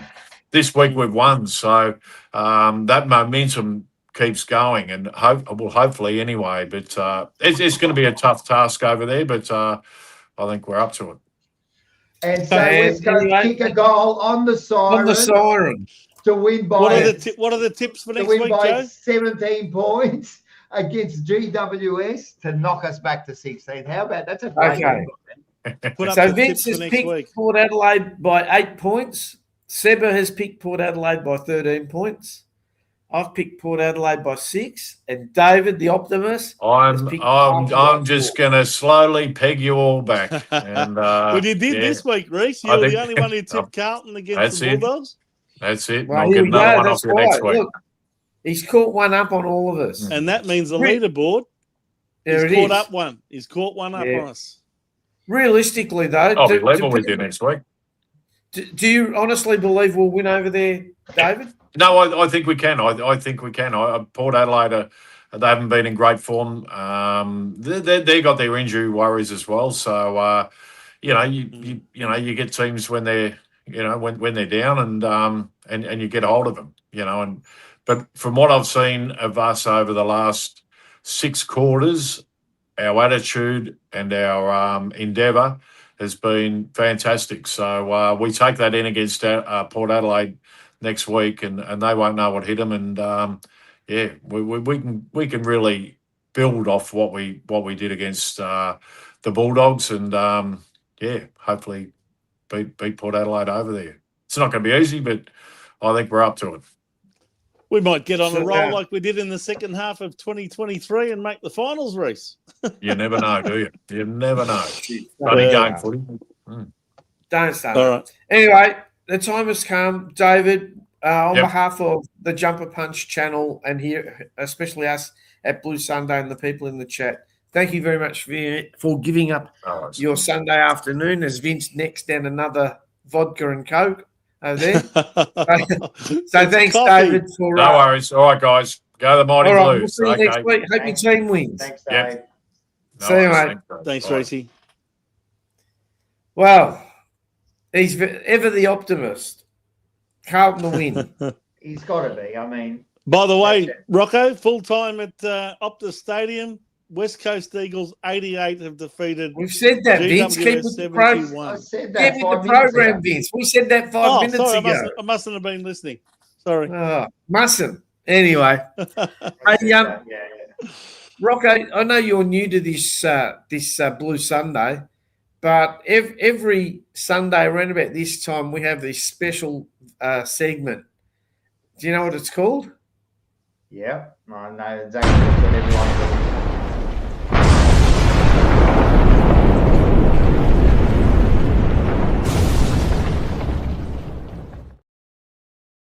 Sorry, Rocco, I think I might have cut you off there. Anyway, I think that's what everyone's waiting for. Anyway, kiddies, get your drinks, you get your popcorn, turn it up. Who's in Vince's firing line now? Right. Well, I've got to admit, this particular round every year puts my blood pressure up at record levels. And the main reason for that is because all the virtue signalling comes out from all of the usual types around this Indigenous round, which they've decided to label after a person rather than after the whole, I guess, tribe of people.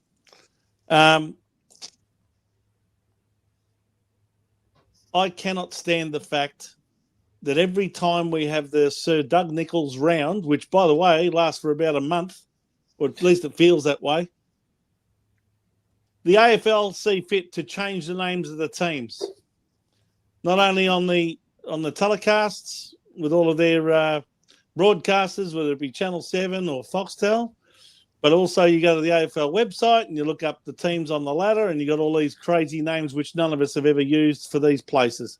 By the way, it doesn't apply to all the teams. Quite a number of them retain their names, like Carlton. Why is that? I don't know. No one's ever explained it to me. But we also have change of name for Fremantle, a change of name for Melbourne and Adelaide and St Kilda and Port Adelaide, West Coast Eagles. You know, it makes you sick. I just can't stand it. I just don't think it should apply. Why should we change the name of the teams? Why? I didn't know the West Coast Eagles were around that millions of years ago. Well, they weren't. And where It's does not it? about West Coast. It's about the area. You know that. It's not about the West Coast But that's team. Perth. But that's Perth, isn't it? But what about it? But the name is for the area for Perth, isn't it? That's why. I don't know. Is it? Why should it be Yeah. changed at all? Is my point.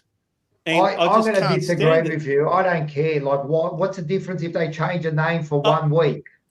Or why put the Aboriginal flag on the ground? Well, that was the other second part of what I was going to complain about this week. Right? Now,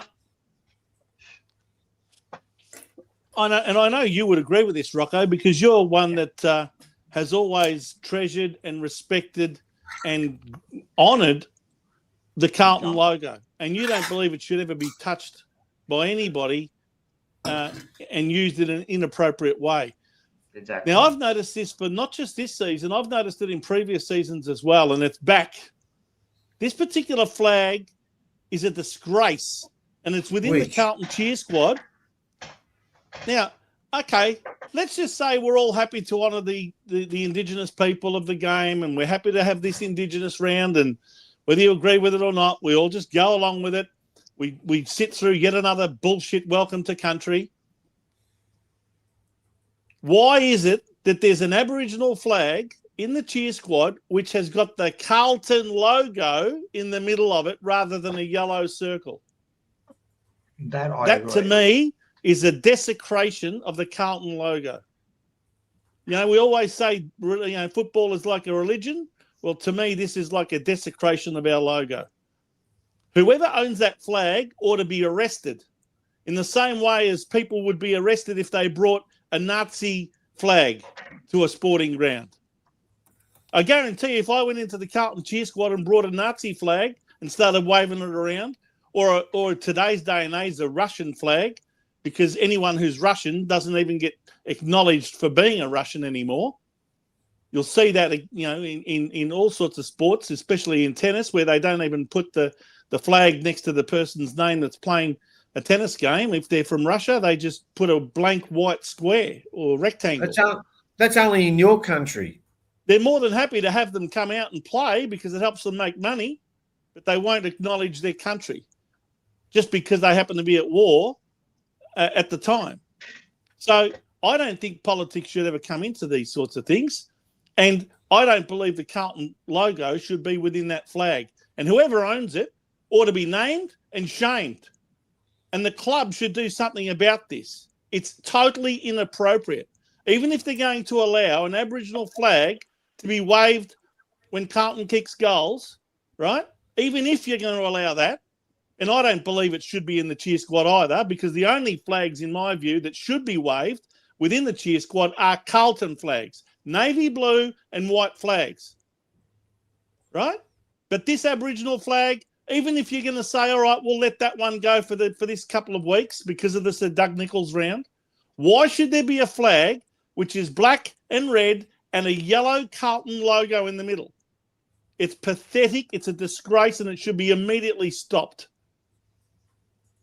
It's been going on for years, and I've said that. And as I said, I don't mind them having flags. You can fly the Aboriginal flag, you can fly whatever flag you want. I really don't care. But as far as the Aboriginal flag with the Carlton symbol, I don't agree with it. Actually, you can't fly any flag you want at an AFL game. No, you can't. No, because I know that. Because what the I'm North saying Melbourne is I don't supporters, care what they.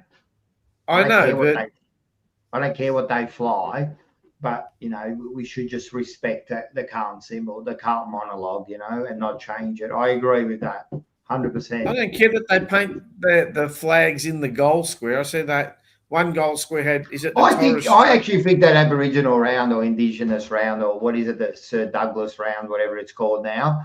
I think it's a great thing. I think it's good. There's nothing wrong with it. I don't mind it. I don't mind all the celebrations. I don't mind all that. Let's I never mentioned anything about that. All I mentioned was the teams that have their names changed, and the use of the Carlton logo in that Aboriginal flag. That's the two things I'm having a whinge about.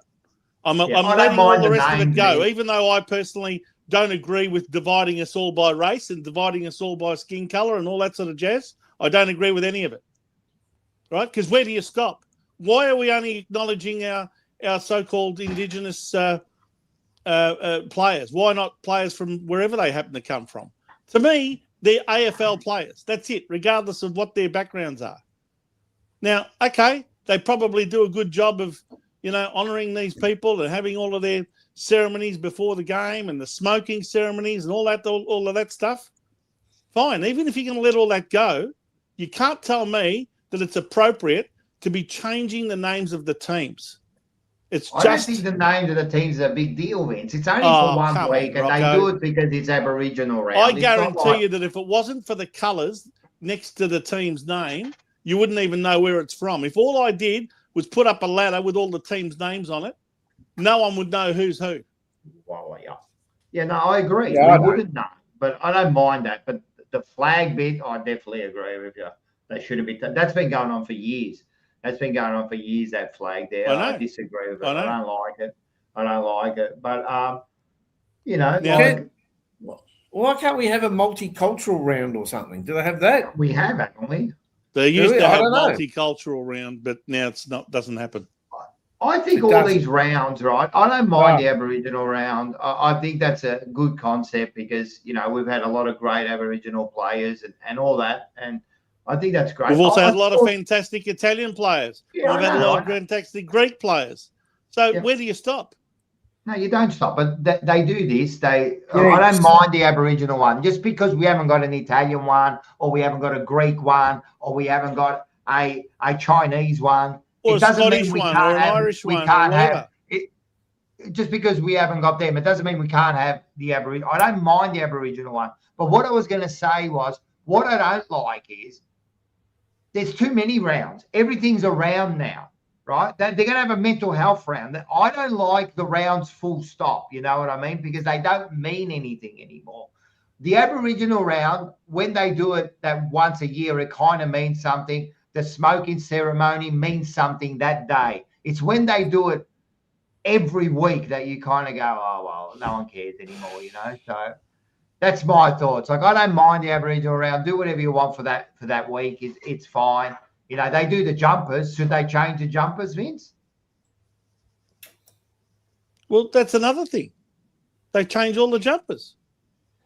But look, Rocco, I haven't come on here tonight to complain about that.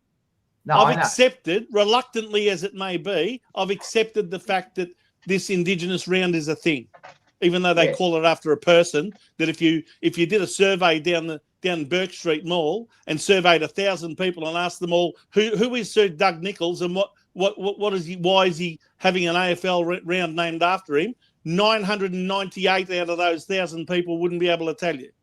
Okay? Yeah. So take that aside.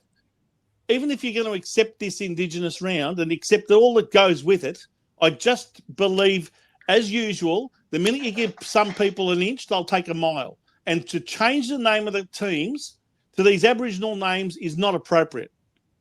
And for the Carlton cheer squad to allow someone to put a Carlton logo in the middle of an Aboriginal flag is also highly inappropriate.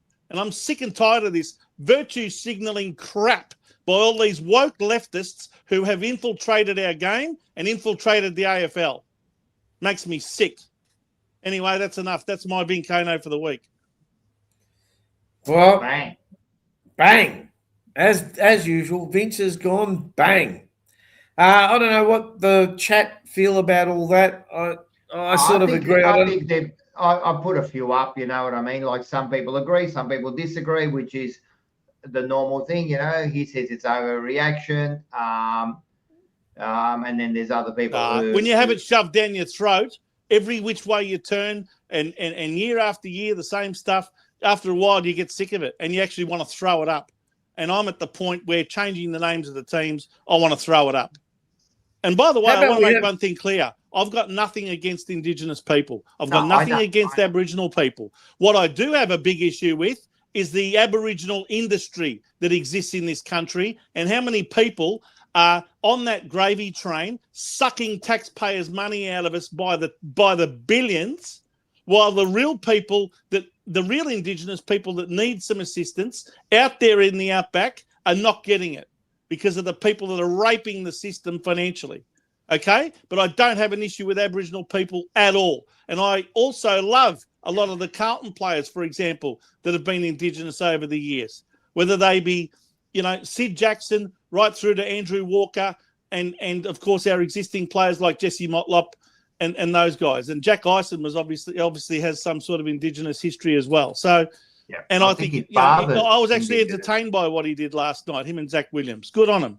But at the end of the day, what I don't like is where the woke people get involved and people start taking advantage of the whole damn thing. That's where I start to draw the line. Yeah, I agree. Anyway, I don't know why they just didn't call it round 10. At the end of the day, you'll see Dreamtime at the not about round 10. I don't mind the Indigenous round. There's nothing wrong with it, Joe. Like, it's good. There's nothing wrong with it. There's nothing. No, but I agree with this. There's just too many rounds. Touching the monogram is incorrect. I don't like touching the monogram. It should be sacred. You know what I mean? I don't agree. As far as the names, I don't know. For me, it doesn't bother me. It's only if they change it forever, then I'd be upset. But if they're going to change it for 1 week, I don't care. Let's see how long they wear these Indigenous jumpers. Okay, now how long? What do you mean? They only wear it for 1 week. What do you mean? Let's see. 2 weeks. I bet you they don't. No, they wear it for 1 week. Next week there's the Dreamtime at the G game, Richmond and Essendon. So yeah, but that's between them. The reason they do it over 2 rounds, Rocco, is to give every club a chance to have the Guernsey and all of that business at a home game. So do we this wear? It's a 2-week round, Rocco. 2 weeks, Now, listen Indigenous to me. round. Do they wear? Does Carlton wear the Indigenous jumper next week? Not Yes. necessarily. Not necessarily. No, they because wear it. I They think wear I it. think they do, bro. Rocco, hang on, Joe. Port Adelaide's got the dark Guernsey. They will be wearing the Indigenous Guernsey that they normally wear, and Carlton will probably have the white Guernsey that we normally wear. With an Indigenous As logo. I said, the 2 weeks gives every club an opportunity to wear their Indigenous Guernsey at a home game. So we wore ours on Saturday night, right? And There I you think are. the Bulldogs also wore a version of one, even though they had the white shorts. I don't have a problem with changing jumpers, like home and away, but just anyway. Anyway, we'll see It what is happens. as long as they Who don't knows? touch the logo, I'm happy. The Yep. logo is what's important. Yep. I've seen a Carlton logo on a gay pride flag. Why? Because as I said, you give them an inch and they'll take a mile, and they then start disrespecting that logo and using it for their own selfish agenda. Well, that's up to the club. Anyway. That's the club side. Anyway, let's move That's the on. club side. Now Sebba hasn't sent us a bet because I think his bet is still valid this week, isn't it? Don't His know. bet last week was Arsenal to win, both teams to score no over 2.5 goals. So I'm assuming he's talking about tomorrow night's game. Is that right? Must be. Yes. Yeah. So so there's no bet. All right. So we have come to the end of our show, but before we go, just a few acknowledgements first. And where is it? Don't forget our sponsor, Nuri, there at General Chicken Co. down there at Aberdeen Road, McLeod. He's been in the biz 20 years. I think he knows how to cook a chook or two. High quality local ingredients, affordable pricing. Rocco said before there's no discounts. There is if you've got a seniors card, and catering for all events. So get down there and support Nuri like he supports us. This week on the Jumper Punch channel, we have the crown jewel that you're watching at the moment, Blue Sunday. Then the big shows are Tuesday. You've got the Jumper Punch with Rocco, Bo. I guess Mars isn't going to be on this week, is he, Rocco? As he's away on his Arsenal leave. No, So he's flying down. No, he's flying down to do the show, Joe. And then No, I he's gonna don't fly think back. so. Don't say that, Rocco, because people will believe it. And then on Wednesday, we have Forever Rivals. Don't forget, we also have the match preview and review shows after every round. We have selection with Dylan and Zach. Then we have the game day watch along. I don't think it'll be on next week, will it, Rocco? Or you don't know? What do you Will mean? Bo be Why won't it be at, on? Well, Bo sometimes goes to the Northland function, doesn't he? He only went once. No, listen, Joe, let me take over here. Again, like Newman, I've got to mop everything up here. Right? First of all, yeah, Monday, right. we've got the Monday banter. We've got the Monday banter tomorrow night. Make sure Well, you catch haven't put it me. up on the screen. You got to give Doesn't me matter. a new. I'm putting it up. Me and Bo do the Monday banter. This is the show about you. It's about nothing. Oh my God. You get on, you ask the questions, and we answer it. So we don't know where the show's going to go. Of course, Tuesday, we've got 2 special guests coming on instead of 1. Forever Rivals on Wednesday. 100 episodes on Wednesday. We have got to. Do you believe it? I did 100 episodes with Manny. I cannot believe it, right? Yes. And that one there is going to be in studio. So on Wednesday, you're going to see all 4 rivals in the studio. Yes. And then, of course, you got Thursday, you got Selection Blues with Zach and Dylan, preview reviews. You got the preview. Mars is going to do a preview from all the way from England. Game day, of course, you've got with Bo, and then you'll have an emergency meeting with all of us. And just on that, we'd like to thank Bo once again for doing all of our graphics. Oh, I was going to do that. Yeah, yes. Bo, hang on, Vince. We haven't got to the Vince Cheerio hour yet. No, it's not the Cheerios. What? I asked you to remember something before we even started this show tonight, and you've forgotten it again. What? Yeah, because all right, go through your results and let it go. This is like Maxwell Smart asking for the cone of silence from the chief, who's so reluctant to use it. Go. Okay. Results from this weekend's games. We had on Thursday night Geelong showing the reigning premiers a thing or two and getting a little bit of revenge back for last year's grand final, 117-76. Then on Friday night, a fantastic come from behind win by Sydney Swans over Collingwood. How good was that? 81-75. And on Saturday, we had Gold Coast comfortably beating Port Adelaide 98-73. Adelaide, a thumping win over North Melbourne 133-65 yesterday afternoon in Adelaide. Melbourne, aren't they going gangbusters? 120, thrashing Hawthorn by 39 points, 81 at the MCG. They look really good for the top six the way they're going at the moment. Carlton, of course, our game over the Western Bulldogs, 74-62. Essendon today, losing again, 61, beaten by Fremantle. That's 9 wins in a row for the Freo Dockers, 104. This afternoon, St Kilda comfortably beating Richmond by 6 goals, 109-73. And probably the big upset of the round, as well as the Melbourne Hawthorn game, is West Coast getting over GWS 88-71. So that sees the ladder with the Sydney Swans on top and Fremantle with them both on 36 points, 9 wins out of 10 matches. They are both 2 games clear of Geelong, Gold Coast, and Melbourne, even though it says Nam here. I'm not sure who Nam is. 28, 28, and 28. They're all on 7 wins out of 10. Hawthorn on 6.5 wins out of 10, just inside the top 6 on 26 points. Then you've got in 7th and 8th, Brisbane Lions and Adelaide on 24.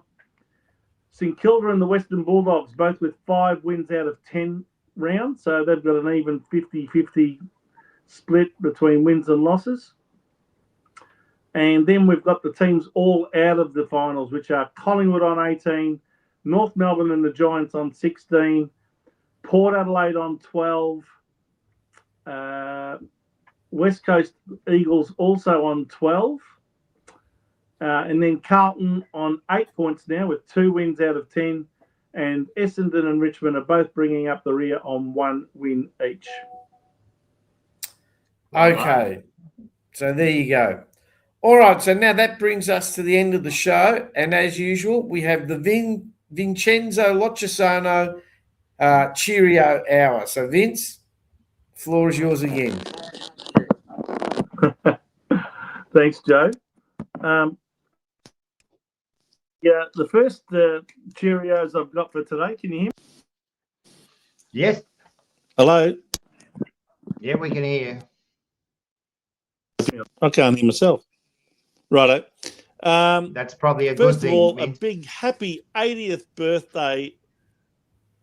A big happy 80th birthday this week to a Carlton legend who is in the Carlton team of the century.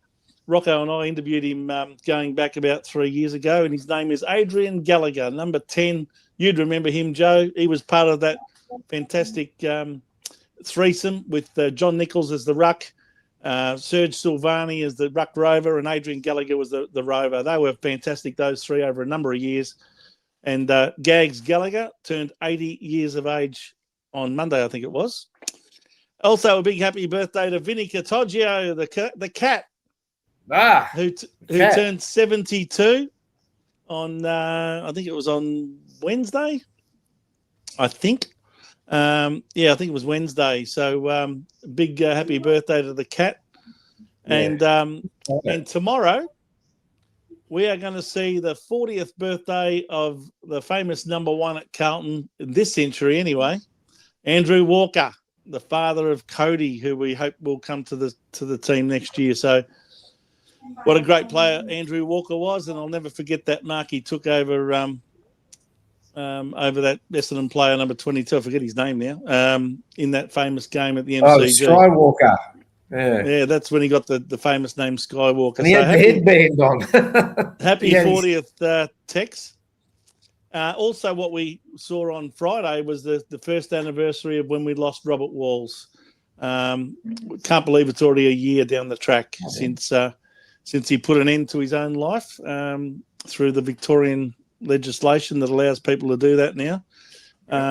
What a great man he was. Fantastic player, triple premiership player. Check out the interview. Premiership coach. And, yeah, I mean, we did an interview there, I think, Rocco, in his apartment. So it was a real pleasure and a privilege to be able to be given that opportunity 100%. back then. Yep. I'll always think back to Robert Walls with a lot of fondness. I know that Reece spoke about him before and said he was a hard man and all that, but I'll tell you what, that's what happens when you got people that have got standards and don't take any excuses for not upholding standards. And he was a great player and a great coach and a great person, especially for the Carlton Football Club. So they're the main ones. And I also wanted to send a quick cheerio to a guy I know who's been through some real serious health battles and is a staunch Carlton supporter. He doesn't leave comments or join in like that, but he tells me he watches every single week, and I know he does. And that's Leo Arcadia. He works down at do you know the Golden Nugget there in Lonsdale Street? Joe, Yeah. did you ever go there? Yeah, he works there as a manager. Many years ago. Yeah. So, Leo, if you're out there watching, I know you are. So, all the very best, mate. I told him I'd give him a cheerio. So, there you go. How are you, Leo? Well done, son. Rocco, do you have any Cheerios? Well, of course, the chat. Thanks to the chat. I mean, I've been reading the chat all night. I've been trying to get as many as I can up there, but always thanks to chat. You're the guys who make this show what it is. And Dylan, my son, is out there. One more like, guys, for 67. Come on, guys. Get the 67. We should be up at around 100, shouldn't we? But we need 67. But, thanks for having me on. I hope everyone enjoyed the chat between us. I think we got a bit fiery there with me and Reece, but I'm going to just put it out there that I'm not going to my point of view is I'm happy with the win, but let's not get ahead of ourselves, guys. This club has burnt us for so long, and one win does not cover all this. I've said this before. I'm going to put Graham right. I'm going to hold Priestley. I'm going to hold all their feet to the fire, right? And I'll make sure this club gets to where it is. And I know that people like, David Rees-Jones and Cooter, he did an interview. They don't say much. And I understand why. So they're always defensive of him, and which is fair enough. And I kind of agree with some of his points. But at the end of the day, guys, man, we don't think people out there, and I'm gonna make sure people understand this on Tuesday. Don't think, right? 1 quarter of football has changed our whole, outlook to where we're going and what we're going to do. At the end of the day, that was 1 quarter of football, and they did play a very good quarter, probably best quarter of the season. I almost, but because we won it, it would have to be the best quarter of the season. Our leaders stood up, fantastic.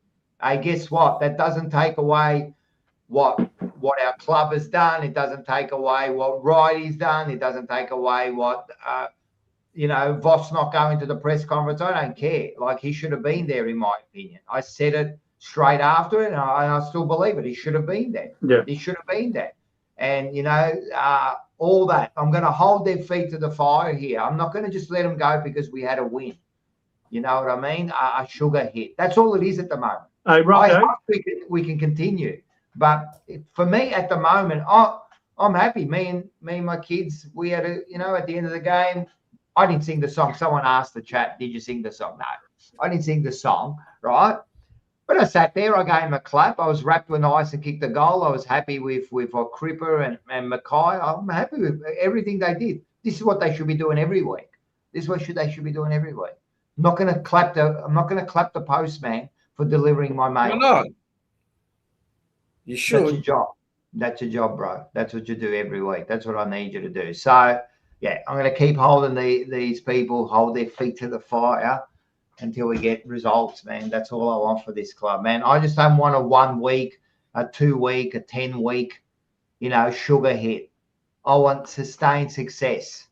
I want us to be the best again. Rocco, you would have heard me in those interviews on radio during the week saying pretty much that just because we're getting rid of a coach and bringing on another one is not going to all of a sudden, bring you to the promised land. This club needs an overhaul. It needs to be changed and transformed from the top down. And I couldn't help but feel in that last quarter when the cameras went to Priestley and Wright sitting there, with their arms folded and having this big grin on their faces like, yep, we've gotten away with yet another scapegoat.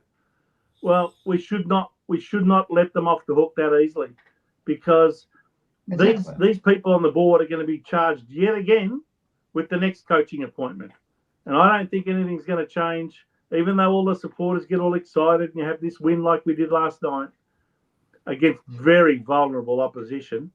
Exactly. It ain't over yet. And just because you get another coach doesn't mean all of a sudden that everything's perfect and everything's wonderful again. This club will continue making the same mistakes that it's made over the last 25 years unless we get a total change from the top down. And we need to bring some genuine football acumen, genuine football brains to the board of directors, so that it can then set the standards within the football department and tell, with Graham Wright and Chris Davies in charge, they will know exactly what's expected. And that's what a board should do. But I haven't seen that since the 20th century. Exactly. And this is the thing, man. Like, let's not fall into the trap of we're accepting this is I'm happy for the win. Let's not accept that. Like, this is a problem with this club. We're too quick to accept something. Yep, we're happy with that now. No. You know what I mean? I want to see it over and over again. I want to see changes. I want to see the mentality. You know why I said this on emergency meeting. You know why I love Carl, right? And this is why I think he should be captain. Right, and I'll fucking die on this hill. No, I won't die on this hill, but this is why he should be captain. When he kicked his third goal, right, what did he do? Can anyone answer me what he did? He went straight back. He did nothing. That's what he did.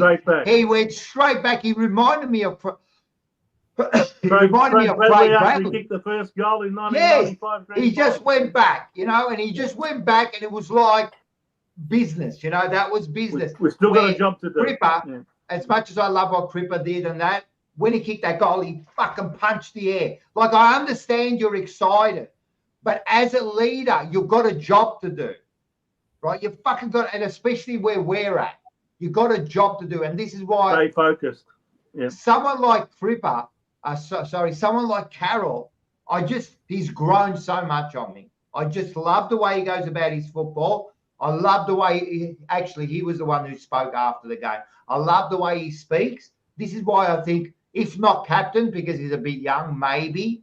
I don't care. Played 25 games roughly. Yeah, maybe. Like, I don't know. Maybe yes, maybe no. As I said, I'm not going to die on this hill, but he definitely should be in the leadership group next year. He was a rookie pick.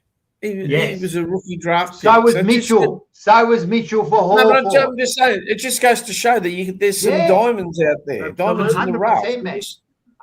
Just got to dig. And these are the people we need, Joe. These are the sort of people we need in this club. Like, forget about everything else. This is what we need. Like, he's a rookie pick, right? You think about it, and he's becoming one of our leaders. That's what I want. It's not about, even though he's got a fucking beautiful kick, man. And we've always said he's got a beautiful Rocco's grabbing his opportunity and making the most of it. That's what we can do. And as I said, like the way he represents himself on the field and off the field, man, I fucking love it. I love Carol, right? I love Carol. So, this is what we need from our leaders, mate. This is what we need from our team. Let's not everyone just now relax and think, oh, yeah, we're going to beat now Port. Yeah. And we're going to beat go buy finals tickets. Like, oh, yeah, let's make fucking Fraser our fucking coach now. You know what I mean? Like, everyone just relax. Remember where we're at, 2-8. Remember that. And we beat a depleted Play in Notts. September.